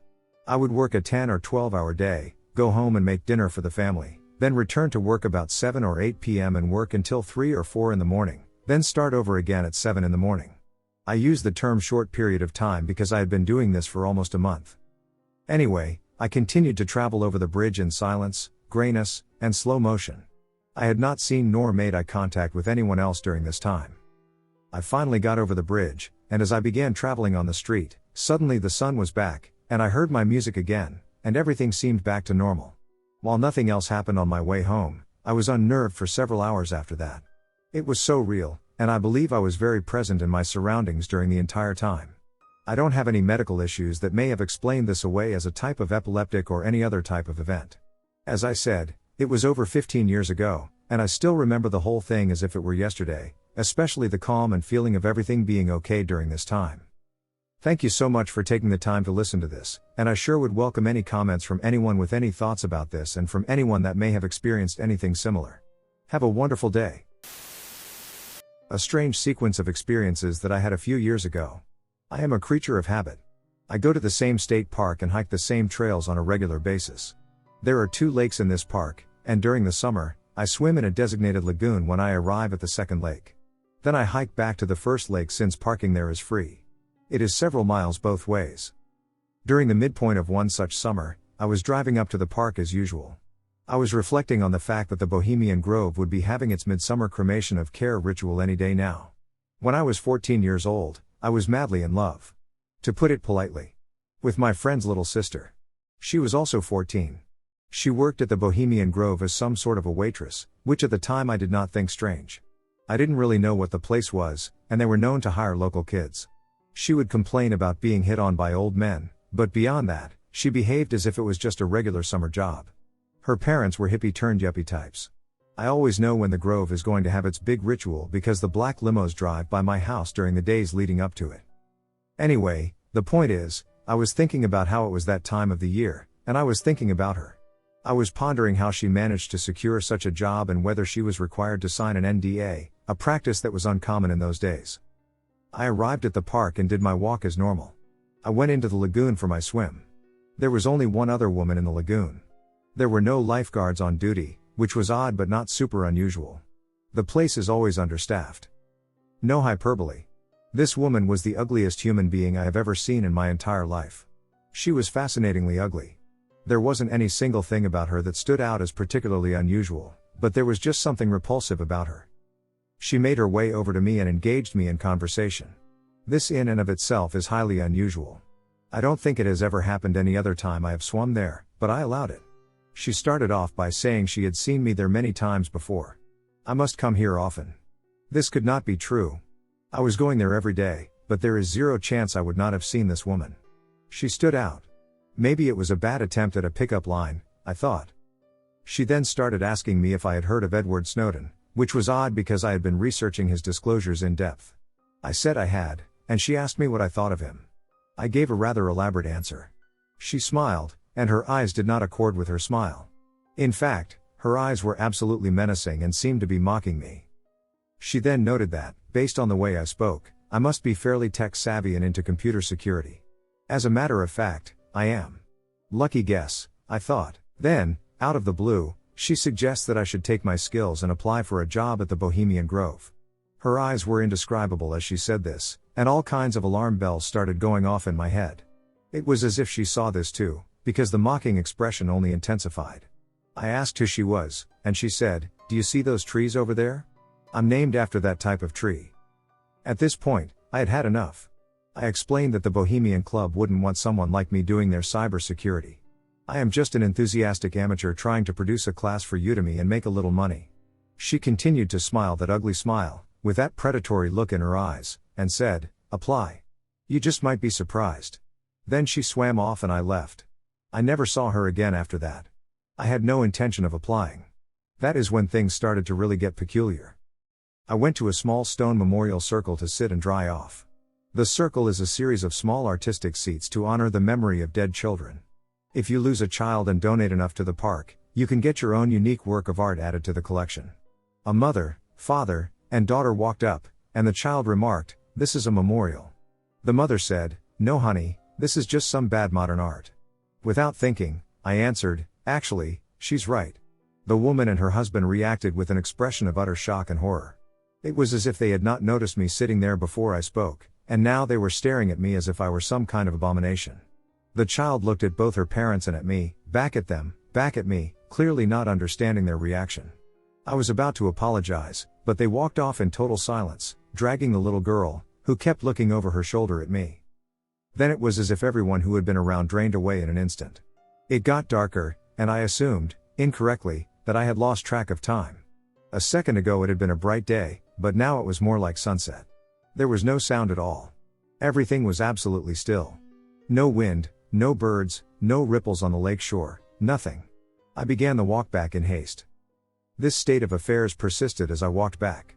It wasn't day, and it wasn't night. The sun was just gone, like it had set, but it was too early. There were no clouds. For the first part of the walk, I encountered no one. My cell phone had no bars. The quiet and the stillness were palpable. There weren't even any of the usual smells in the air. Colors were muted, as they are at twilight, but it was still bright enough to see easily and clearly. Just as I was beginning to feel uneasy, I noticed a young couple approaching me on the trail. I relaxed until they got closer. I recognized them, or thought I did. The woman looked identical to someone I was madly in love with at that time. The man looked like her new husband, whom she had just married. The only thing is, the woman looked younger, like when I first met her. She did not look the way she looked at the time this event was happening. To be clear, this was not the girl I had the crush on at 14 who had worked for the Bohemian Grove. Now this was odd, but I have bumped into people I know while hiking before. I greeted them, but they behaved as if they neither heard me nor saw me. They just kept walking. And it wasn't like they were choosing to ignore me for some reason. They didn't even so much as flick their eyes over me when I said hello. This made me doubt that it was really her and her husband. After all, she looked younger, so maybe it was just a trick of perception and they were just some people. So I kept walking, and again, I encountered no one for another 10 minutes or so. The next person I saw was a woman I had dated the year previously and was working very hard to try to forget. Unlike Sarah, she didn't look exactly right, and I wasn't completely sure it was her. It was like a 98.5% accurate resemblance. I said hello, and again I was outright ignored. This person, whoever she was, just walked right past me without a glance and went up a side trail, which was a very odd path to choose at sunset. During the last leg of the walk, I saw several more people who vaguely resembled people I knew, but each time, the resemblance was less and less accurate, and none were as shocking. All of them behaved as if they were unaware of me, although I made no further attempts to communicate. I just walked as fast as I could towards where I had parked my car. The moment I stepped off the trail and into the parking lot at the first lake, it was like someone turned the world back on. People were all over the place, the sun was still in the sky and a good 40 to 60 minutes away from setting. I looked back the way I had come and saw people going up and down the trail that looked perfectly normal. I saw fishermen at the lake shore that I had not seen before. I went home. But that isn't quite the end of the story. I went back the next day, around noonish. I hiked the trail as I always do. Nothing felt off. Everything was normal, except for one little piece of weirdness. Almost without exception, every single person I passed seemed to go out of their way to smile at me. Not the hideous smile of the woman at the lagoon, but warm, genuine, heartfelt smiles. It felt nice and welcoming, but, as I said, I hike these trails every day. People don't generally behave this way. Oh sure, someone will smile at me once in a while. Or nod as I pass. But not everyone. On that day, the number of people who ignored me was negligible. And when I got home, my family kept remarking that I seemed to be glowing, whatever that means. After COVID and lockdown, I fell out of the habit of hiking regularly. I still hike those trails occasionally but have not experienced anything new since these events. How? So heading home from Jack in the Box this evening, 8:15 p.m., with my son. We always travel these roads and haven't gotten lost or misplaced in over a year, except tonight. We drive back home to avoid the weekend party traffic on the main street. As we turn onto the street we always take, I comment on the lack of vehicles parked along the sides of the road, which are usually jam-packed, then we drive through an alleyway that is near our home but end up going in the opposite direction from where we started. I ask the time, 8:40 p.m. We are both extremely confused, as it's a 5 to 7 minute drive max, and we are now further away from home than when we began. What happened? It's a straight line, no turns except one. This has happened once before when we drove away from the lake, again a straight road, no turns or even an option to turn, and we ended up driving by the same lake once again. Do you have any other similar experiences? Scariest thing to happen to me in the woods on a bushcrafting trip. I had a self-rescue I had to do in the Laramie Peak Range. I lost my gear, map, and shelter in a windstorm. It took a few days to get out. I had some deeply unpleasant experiences along the way. This isn't that story. Although it was unpleasant, it wasn't particularly frightening. I maintained my composure. Typically that's who I am. I'm the person who stays calm in crisis, and I mention that to give you a litmus test for what it takes to freak me out, to make me lose my cool. The story is about a time when I had all my gear, but I couldn't keep my cool. There are a lot of cool little trails in Colorado, some well known, some only locals know. There are mountains and forests for days out there. In 2013, we got torrential downpours in September along the eastern slope. It was squelchy as shit for a while, and then a glorious mushrooming boom happened. I love mushrooms, I love to forage, take one, leave three, and my absolute favorite is the Boletus rubriceps. The conditions weren't exactly right, but I thought, why not? I decided to give it a try. I'm not saying where my spot is. Wild horses couldn't, etc., etc. I will say I also have the native hazel there, some actually fruiting manzanita, watermelon berry, twist stalk clasp leaf, currants, rose hips, raspberries, strawberries, and frequently oysters, morels, hawk's wings, puffballs, the big ones in one meadow, milky caps, chicken of the woods, chicken of the road, and the only chanterelles I've found in the region, all in a glorious few acres. It's wonderful. I can disperse camp there. This is where I went, no brainer. Now it's fall, even if it's somewhat early fall, so I know that Yogi and Boo Boo are going to be out stuffing it for the winter, so I've got my spray and my uncle's lever action. 44 Mag Henry. At the time, my girlfriend was supposed to join me, but she couldn't get off work, so I went alone instead. I decided to dedicate some time to practicing firecraft, potentially constructing a chair or a smoker, and overall enjoying a pleasant few days outdoors. I went up early in the morning, hiked about 7 miles, set up my shelter, enjoyed the rare luxury of a real fire later in Colorado, and started to do my stuff. I set up a couple rods with bells, got out my baskets, and set up my dryer in its shelter far away from my sleeping tarp shelter. I was out for a few minutes, exploring with my foraging equipment, thoroughly enjoying the experience. I marched happily along pretty much until dusk and then pulled out my headlamp and kept going well past when I should have, but damn did I get a haul. It was an incredible spread, and I left plenty for the woodland critters. I got back to my camp, started cleaning and drying, and probably didn't get to my dinner until 1 in the morning. I had caught 2 brook trout of reasonable size, gutted them, and let them hang in a bug net near the creek for the next day, figured it was cold enough that they'd be okay. I got back to my little dinky tarp shelter around 3 a.m. and went inside, toweled off, and passed out. I awoke around 10 a.m. or so the next day, and the woods were silent. I mean, no birds, no bugs. Wind in the branches and a nearby brook gurgling, and that's it. Usually there's something. I decided to be cautious and go about my business. My camp was exactly as I had left it, except for 2 things. The first was that there was a branch, about 2 feet long and as thick as a wrist, laid against the tree my pack was tied to. It had been gnawed, like by a beaver, on both ends, which I've heard of but have never seen before or since. It had no bark on it but was still green wood. It had to have been left there, but to what end I have no idea. Unsettling? Sure. Freaky? Not really.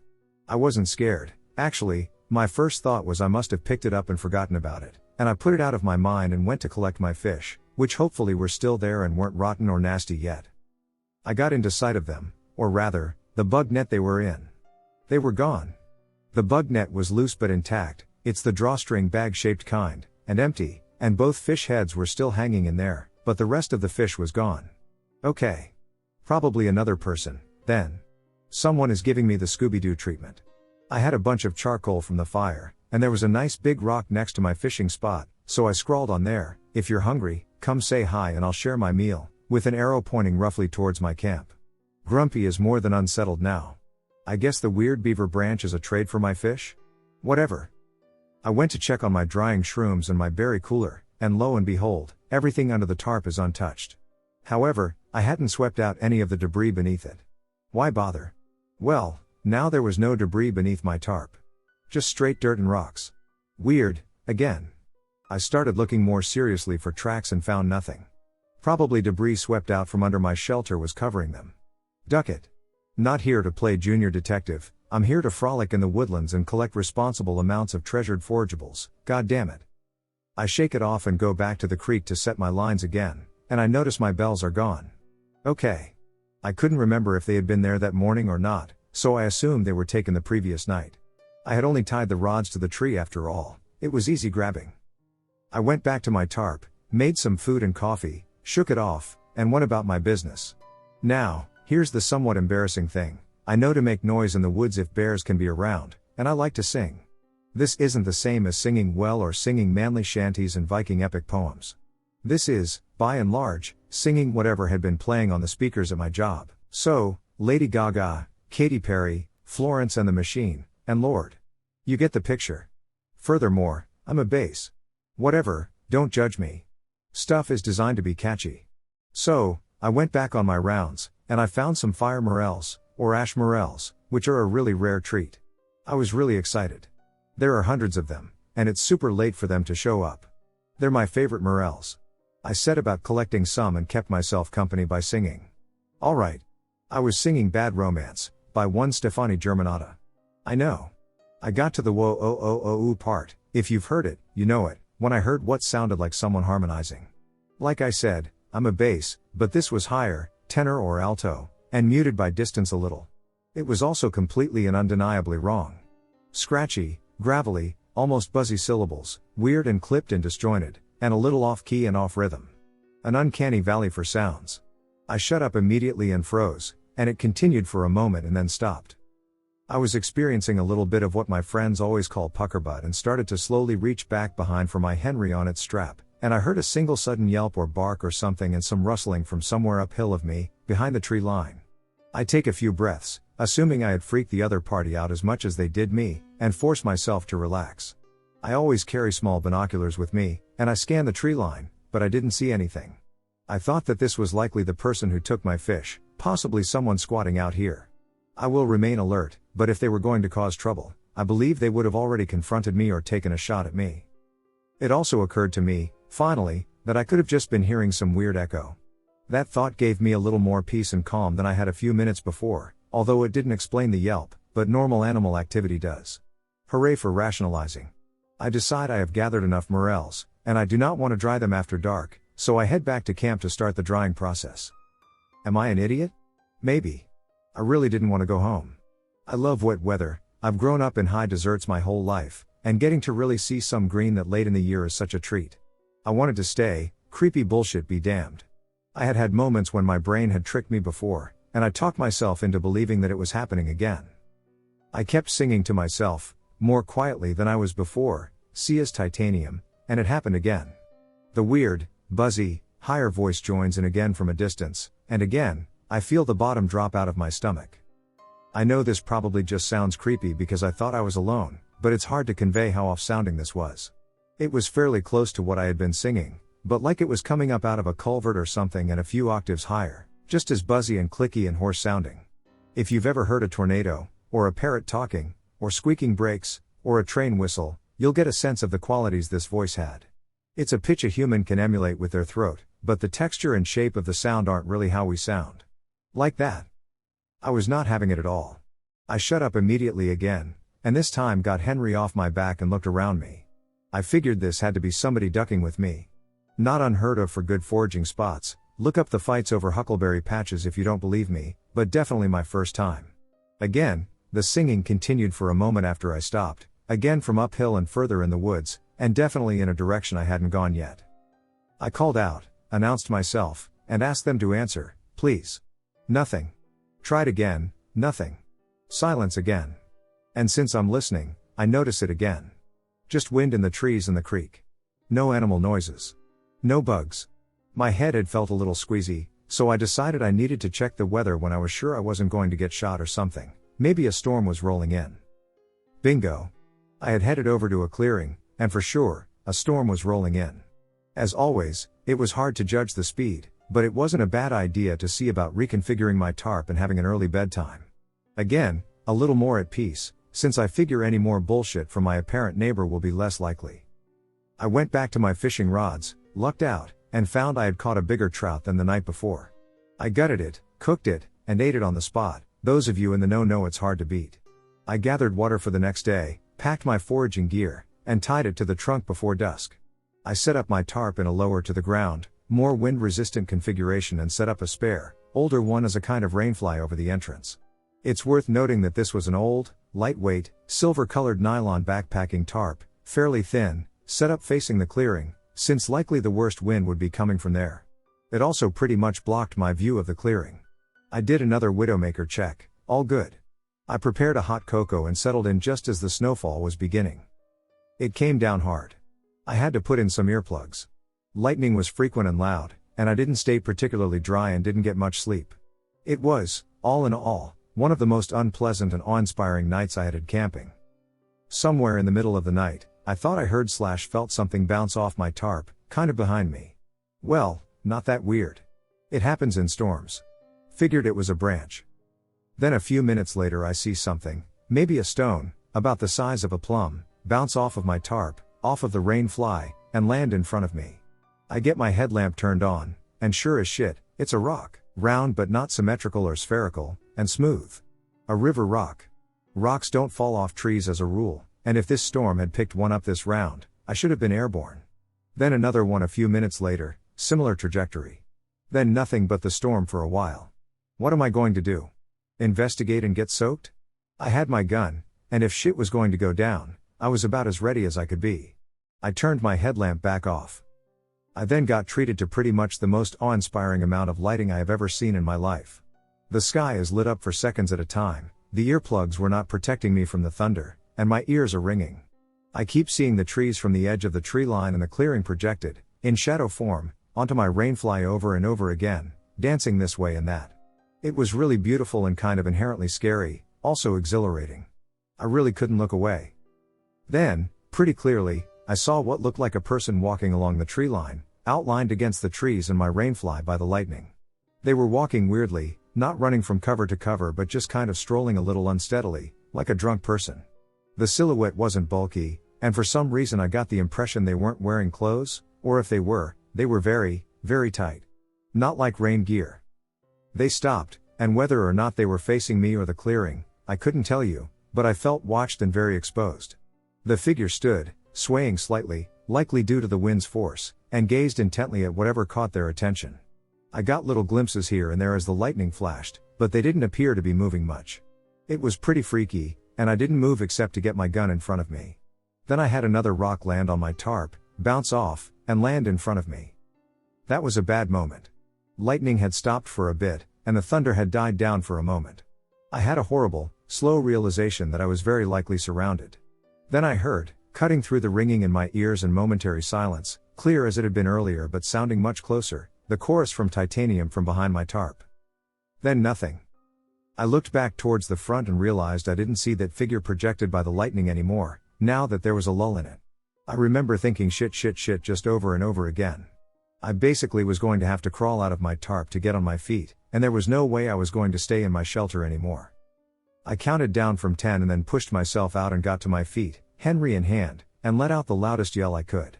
I think I said something like, "Knock it off. I'm armed. Duck off."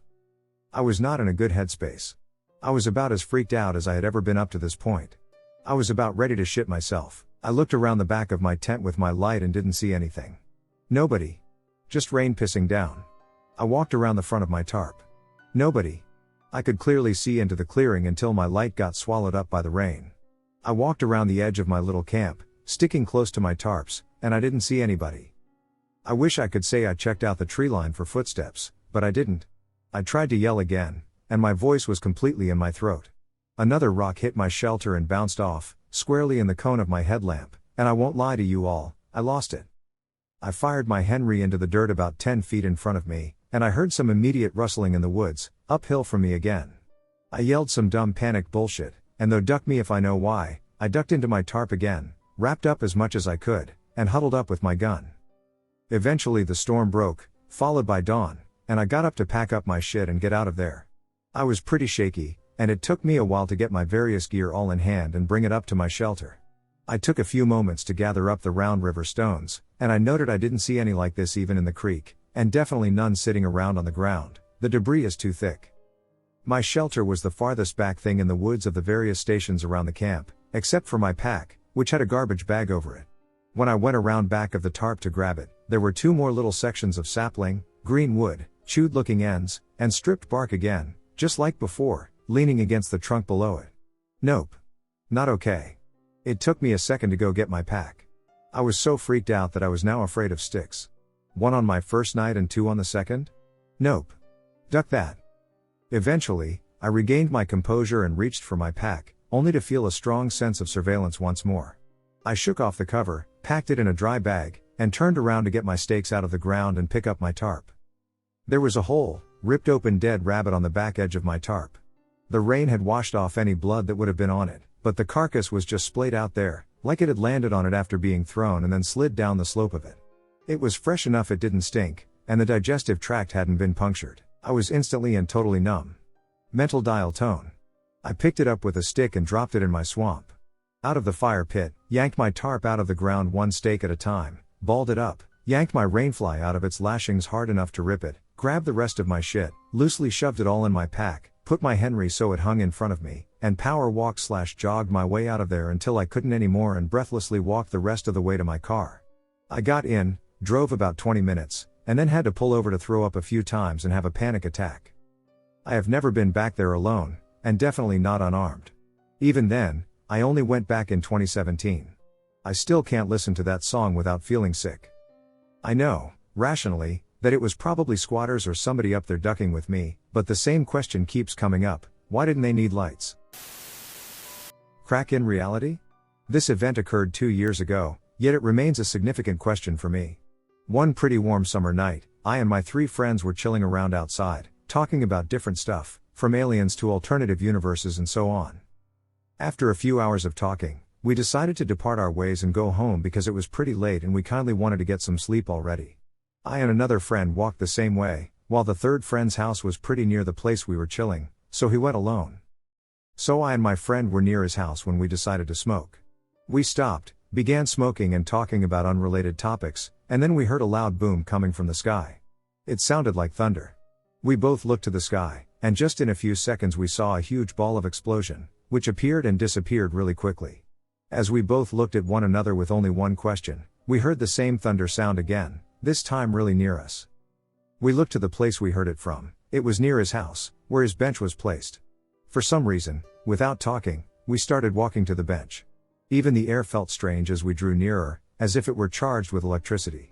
The moment we reached the bench, we both heard the same thunder sound, but this time it was a bit quieter, and in just a second, we saw a crack appear in thin air right on top of the bench. It looked like lightning without any sound. It was fast and branched out. In seconds, it was gone. We stood stunned for a second, and one more thunder sound followed with the same oval-shaped explosion appearing on top of the bench, but this time it was the size of a human head. It was there for just, like, half a second and then disappeared. Nothing happened after, just silence. I and my friend decided that it's not the best idea to depart our ways, so we chilled outside until morning. The whole night was strange. After that, we noticed that we both felt like we were in a completely new place, and everything started looking bigger and brighter.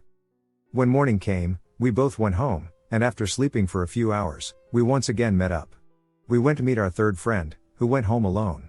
Now this is where things get intriguing. The third friend told us he's part of the story. As we parted ways, he was walking home and noticed that his street was totally quiet, which is usually not the case because there are a lot of young people there, and even at night the streets are filled, but this time nobody was there apart from a black cat he noticed on the other side of the road, which followed him till he reached his house. So he was chilling at home when he heard a few thunder sounds but didn't give it any thought because he thought it might be a storm coming. No storm happened that night across the whole country. The weather was perfect everywhere we looked through all forecasts. A few minutes after the last thunder sound, he noticed he felt very strange, like he came to his own house for the first time. Everything got brighter and looked bigger. He went to sleep, and thereafter, he got used to it and didn't feel anything weird. It was the same for us. After sleeping, everything was okay. My question is, does anybody have any ideas what the hell we experienced? What had happened that night, and why? It still is a massive question to me, and I have no explanation for it. House disappears in a time slip. This happened about 25 or 30 years ago. You kind of lose track of time after a while. There was this house on the road that I had to pass every time I went back and forth to work or the other town. Sometimes I passed this house 5 times in a single day. It was an older, big 2-story house. One day I passed it going to Landrum, the other town, and then when I came back it wasn't there anymore. I was so perplexed I pulled over, got out of the car, and went and looked for the house supposed to have been it. It was all nice, scream mode manicured lawn. I asked around about the house and was told it was torn down 2 years ago. But I saw my house, and 30 minutes later it was gone. How does 30 minutes equal 2 years? I didn't really feel much about it until I listened to a similar story on here that reminded me of that day. Police officer way out of place. The below glitch experience happened to me around 15 to 17 years ago when I was first dating my then girlfriend, now wife, and I was a new young driver. I think the experience happened around the years 2004 to 2005, and this has relevance. To clarify, I was not under the influence of alcohol or any drugs, whether legal or illegal, nor was I feeling unwell or exhausted, in case anyone might suggest otherwise. I have never been a great timekeeper and was often late for things. This particular evening I had to arrange to take my girlfriend to the cinema, but I got home from work a little late, and by the time I left home after getting ready myself, we didn't have long to get to the cinema before the film start time. I hopped into my car, a 92 Fiat Punto, which was a popular choice for young drivers in the UK at that time due to its affordable insurance, and accelerated slightly to gain some extra time. I turn a corner a little fast onto the last straight road to my girlfriend's house, which was about 3/4 mile long, straight, with housing on one side and grass on the other, and street lights. Surprisingly, the road was free of traffic this evening, prompting me to drive a little faster than I should have. I reached down to skip the track on the stereo and looked back up, and I suddenly saw halfway down the road a figure that had appeared out of nowhere. The figure stood in the middle of the road holding his hand out for me to stop. As I got closer, I noticed it was a police officer and thought, oh, shit. I slowed my car and pulled over to the side of the road to a stop. I opened my window, and the officer walked over to me, and he asked me in a stern voice to exit the vehicle and come to the back of the car. I got out as instructed, and he started asking me questions. Where was I going? Where was I coming from? How long had I been driving? The usual. He then asks me about the excessive speed on this road, and I apologize and explain I was late picking up my girlfriend, not that that was an excuse, and I expected him to give me a ticket on the spot. This police officer then pulls out a small notepad and tiny pencil. He rolls through a number of pages with lots of notes I didn't catch, until he finds a blank page. As his head was down looking at his pad, he asked me for my number plate. I read it out to him as he jotted it down, and once finished, he then looked up at the plate and asked why my number plate was yellow.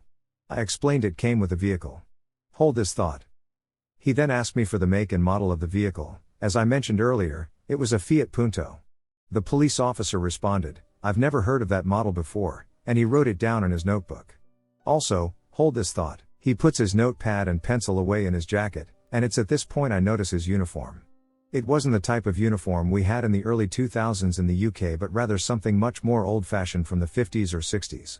The helmet, buttons, boots, everything was in pristine condition.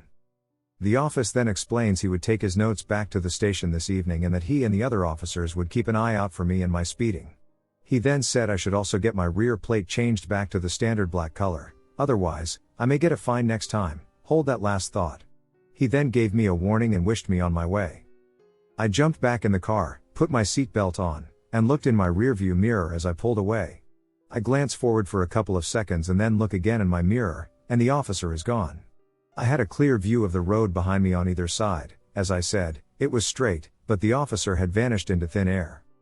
It wasn't until I got home after the cinema that I started thinking about what happened, and something didn't match up.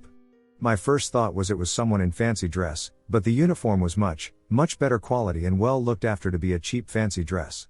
I then thought about some of his comments and wondered where this officer may have come from. I did some research and came to these conclusions for his questions. A. What is the reason for my rear number plate being yellow, and why is it advisable to revert it to the black plate? In the UK since 1973, all rear number plates need to be reflective yellow. Vehicles before this year were black. B. I had never heard of a Fiat Punto. As I mentioned, it was a very common car during this time in the UK. Any current police officer would have known this. My thought is due to the questions, his outfits, and vanishing act that he may be from another time and glitched into my reality, or he may be the spirit of a dead police officer who doesn't realize he is dead and continues his beat. There is a slim chance it's some police hobbyist who likes walking around late at night to stop traffic, but that is much more boring. I shall never know. Thanks for listening. I was taken from my bed in the middle of the night, Aliena. Abductee feedback is much appreciated. I'm 28 years old. Male. I live right outside Chicago, over the border in NW, Indiana. I'm currently pursuing a boss at Purdue. I'm not exactly what you would call scientifically illiterate, and I consider myself fairly mentally sound. I've never had any problems on that front. I have only ever openly discussed this once before, on a random Quora question that caught my eye, also anonymously. So I'm still not very good at discussing it openly, and only 2 people who know me know what happened to me. I had avoided talking about it for a long time, fearing the stigma associated with the topic. Especially in the professional and scientific communities. I was immensely relieved when the people I did open up to about it believed me unquestioningly. And the result of that is me typing this here today. Go easy on me, please. That all being said, I've been trying for a few years to come to terms with something that happened to me. It was almost 5 years ago to the day. Shortly after my 23rd birthday. My father was very sick, so I was staying with my parents at the time to help take care of him and the house. I awoke in the middle of the night. It was warm, but I could hear and feel the breeze from the fans I need on to go to sleep. I reached over and grabbed my phone, checking the time. It was 3:31 a.m. I put the phone back down and tried to get settled back into a comfortable position.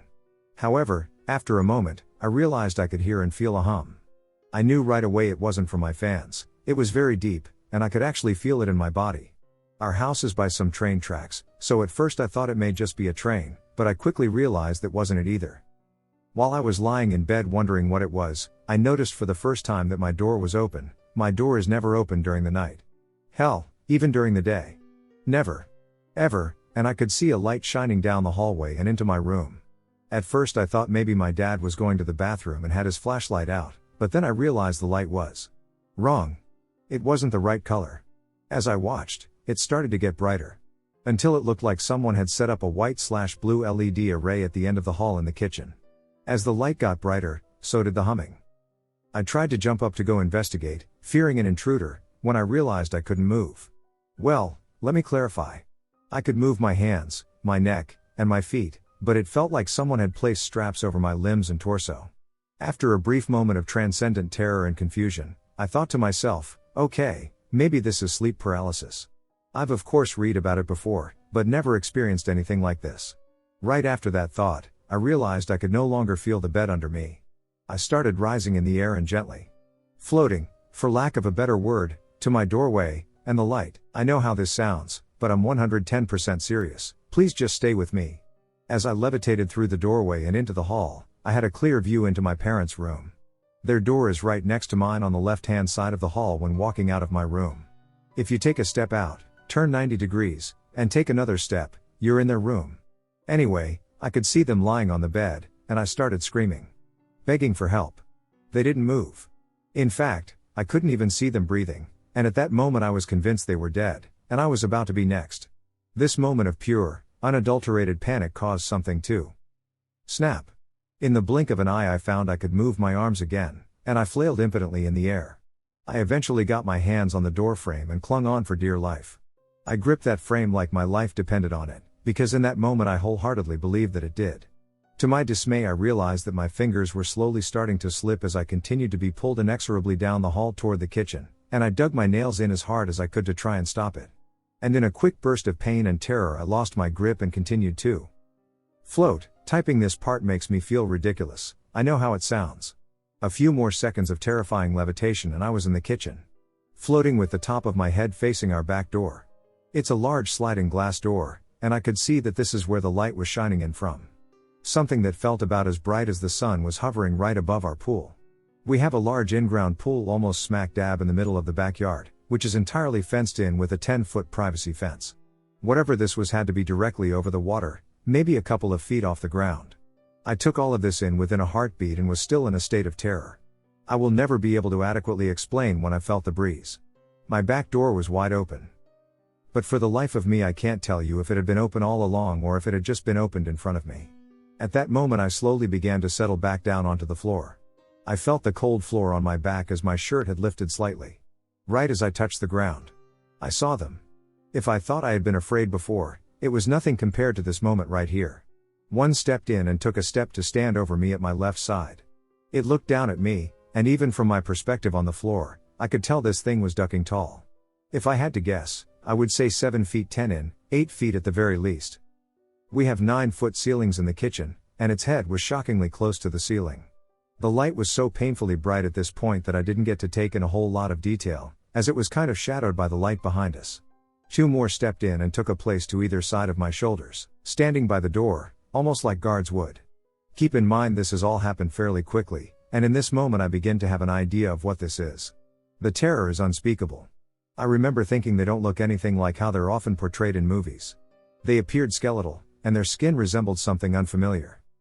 Well, I have no idea, but it didn't really look like our skin. It was just strange. The one standing to the left of me had something in its hand. As I turned my neck to get a better view, I could take in a little more of its form. Its fingers. Christ, I can't even describe what seeing those fingers did to me. They were almost spider-like. Far too long and way too many joints. To this day that's probably the one image that sticks out the most. It was clutching this black, maybe gunmetal or a darker silver. It was hard to tell because it was smooth like glass and the light was obscuring a lot. It reminded me almost of an iPhone without any power. But it was thinner, shaped almost like a remote or a very short rod with a squarish shape with rounded edges. Just a smooth glass-like thing. Its fingers moved over it, and every single muscle in my body tensed up. The air shot into my lungs as they expanded all the way, and every single limb shot straight out. It was like I was a plank of wood. My jaw was clenched so tight I thought my teeth would shatter. I lost all control. The only thing I could move at this point was my eyes, and even then, very little. It was like the signals from my nervous system were completely disrupted, and another foreign signal was imposed in their place. The two standing behind me, above? I'm still lying flat on my back, shuffle forward a bit, and I start to rise back up again. I feel fingers on my shoulders, and I begin to hover out the door. And the second I get out the door, The light is so overwhelmingly powerful, and then nothing. I wake up in my bed. It's 5:45 a.m. I'm sweating bullets. My stomach hurts. I get up and start going about my morning routine. I try to shrug off the experience as a dream. And it works. When I'm about to get into the shower, I notice a sharp pain. I look in the mirror. I have bruises everywhere. Arms, ankles, and thighs, but the worst of them are on my shoulders and back. What looked like handprints were very, very clearly visible. Albeit elongated ones. I throw up almost instantly. I try to pull myself together and head back to my room. I see my door frame. I see the scratches. I see they line up with my fingers. I see the wood and blood under my fingernails. I have never entirely come to terms with any of it. My fiancée has encouraged me to share, but it still feels deeply uncomfortable and jarring to just walk through it. As I've typed this, my hands have dropped to what feels like sub-zero temperatures, and my whole body is shaking. I'm sure if I asked my fiancée, she would tell me I'm also extremely pale, even more than usual. This is what happens every time I think about it. After many nights spent doing research, watching videos of ufologists' conferences, and listening and reading to people's reports, the same thing always happens. Physiological response every time. And after a lot of reading and watching, I realized I had another experience when I was 5 years old. It's my clearest childhood memory. And my earliest. Most of my childhood is hazy. I have snapshots. But this one memory I have is exponentially clearer than anything else. Although I've until relatively recently shrugged it off as just a quirk of being young. But I was never the imaginative child that claims to see what they imagine. I always had an extremely firm grasp of reality versus imagination, which is why this earlier episode stands out. It went something like this. I'm 5, it's Easter morning, and I wake up super excited to go see my Easter basket. My mom always went way overboard, and it was essentially Christmas in spring. Only child FTW. Anyway, I jump up and sneak out of my room. It's just before dawn. It's still dark out, but light is starting to refract around the horizon, making everything that dark twilight. I sneak down the hallway, well aware my parents are still asleep, and hoping they'll wake up soon so I can go tear into a massive basket of toys and candy. As I get to the end of the hallway and peek into the living room, I see it.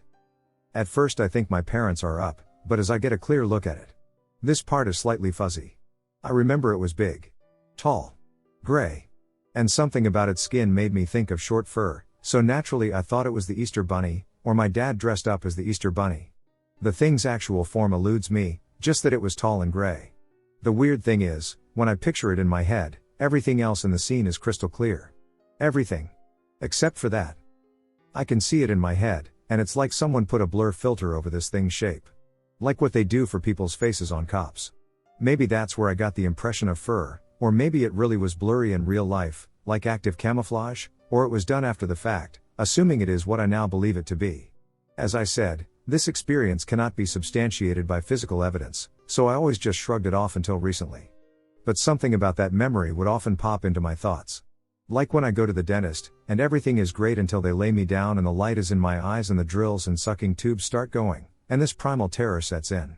Since the primary encounter, that is what usually starts flashing in my head, and the Easter Bunny experience is much less frequent these days, but it still happens all the same. All these tiny and not so tiny things that I never really thought about before seem to make a scary kind of sense in light of the experience I wrote about first.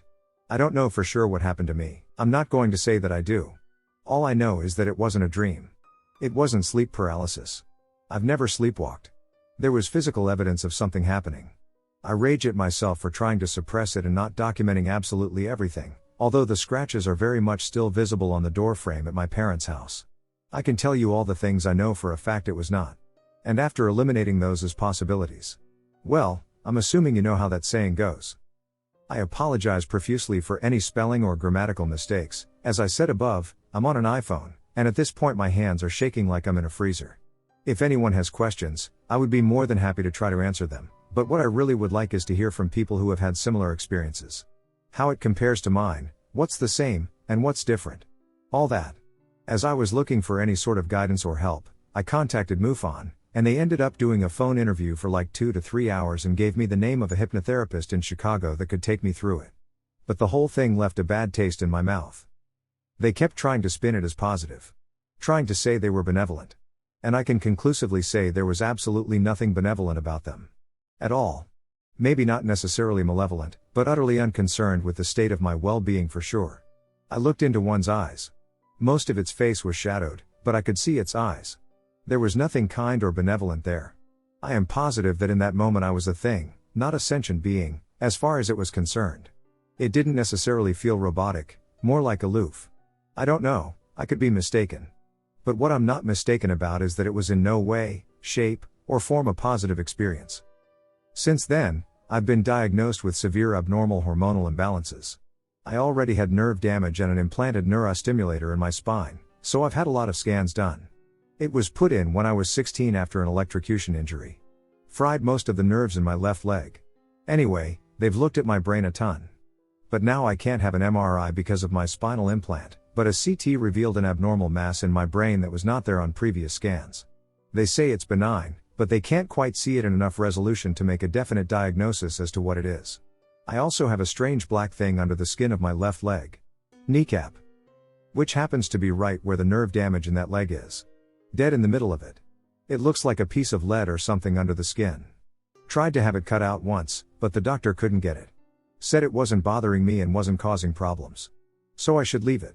Aside from the nerve damage, everything else happened soon after the experience. I have another strange side effect, but I'm not 100% sure if it's a result of the neurostimulator changing my body's EM field or something else.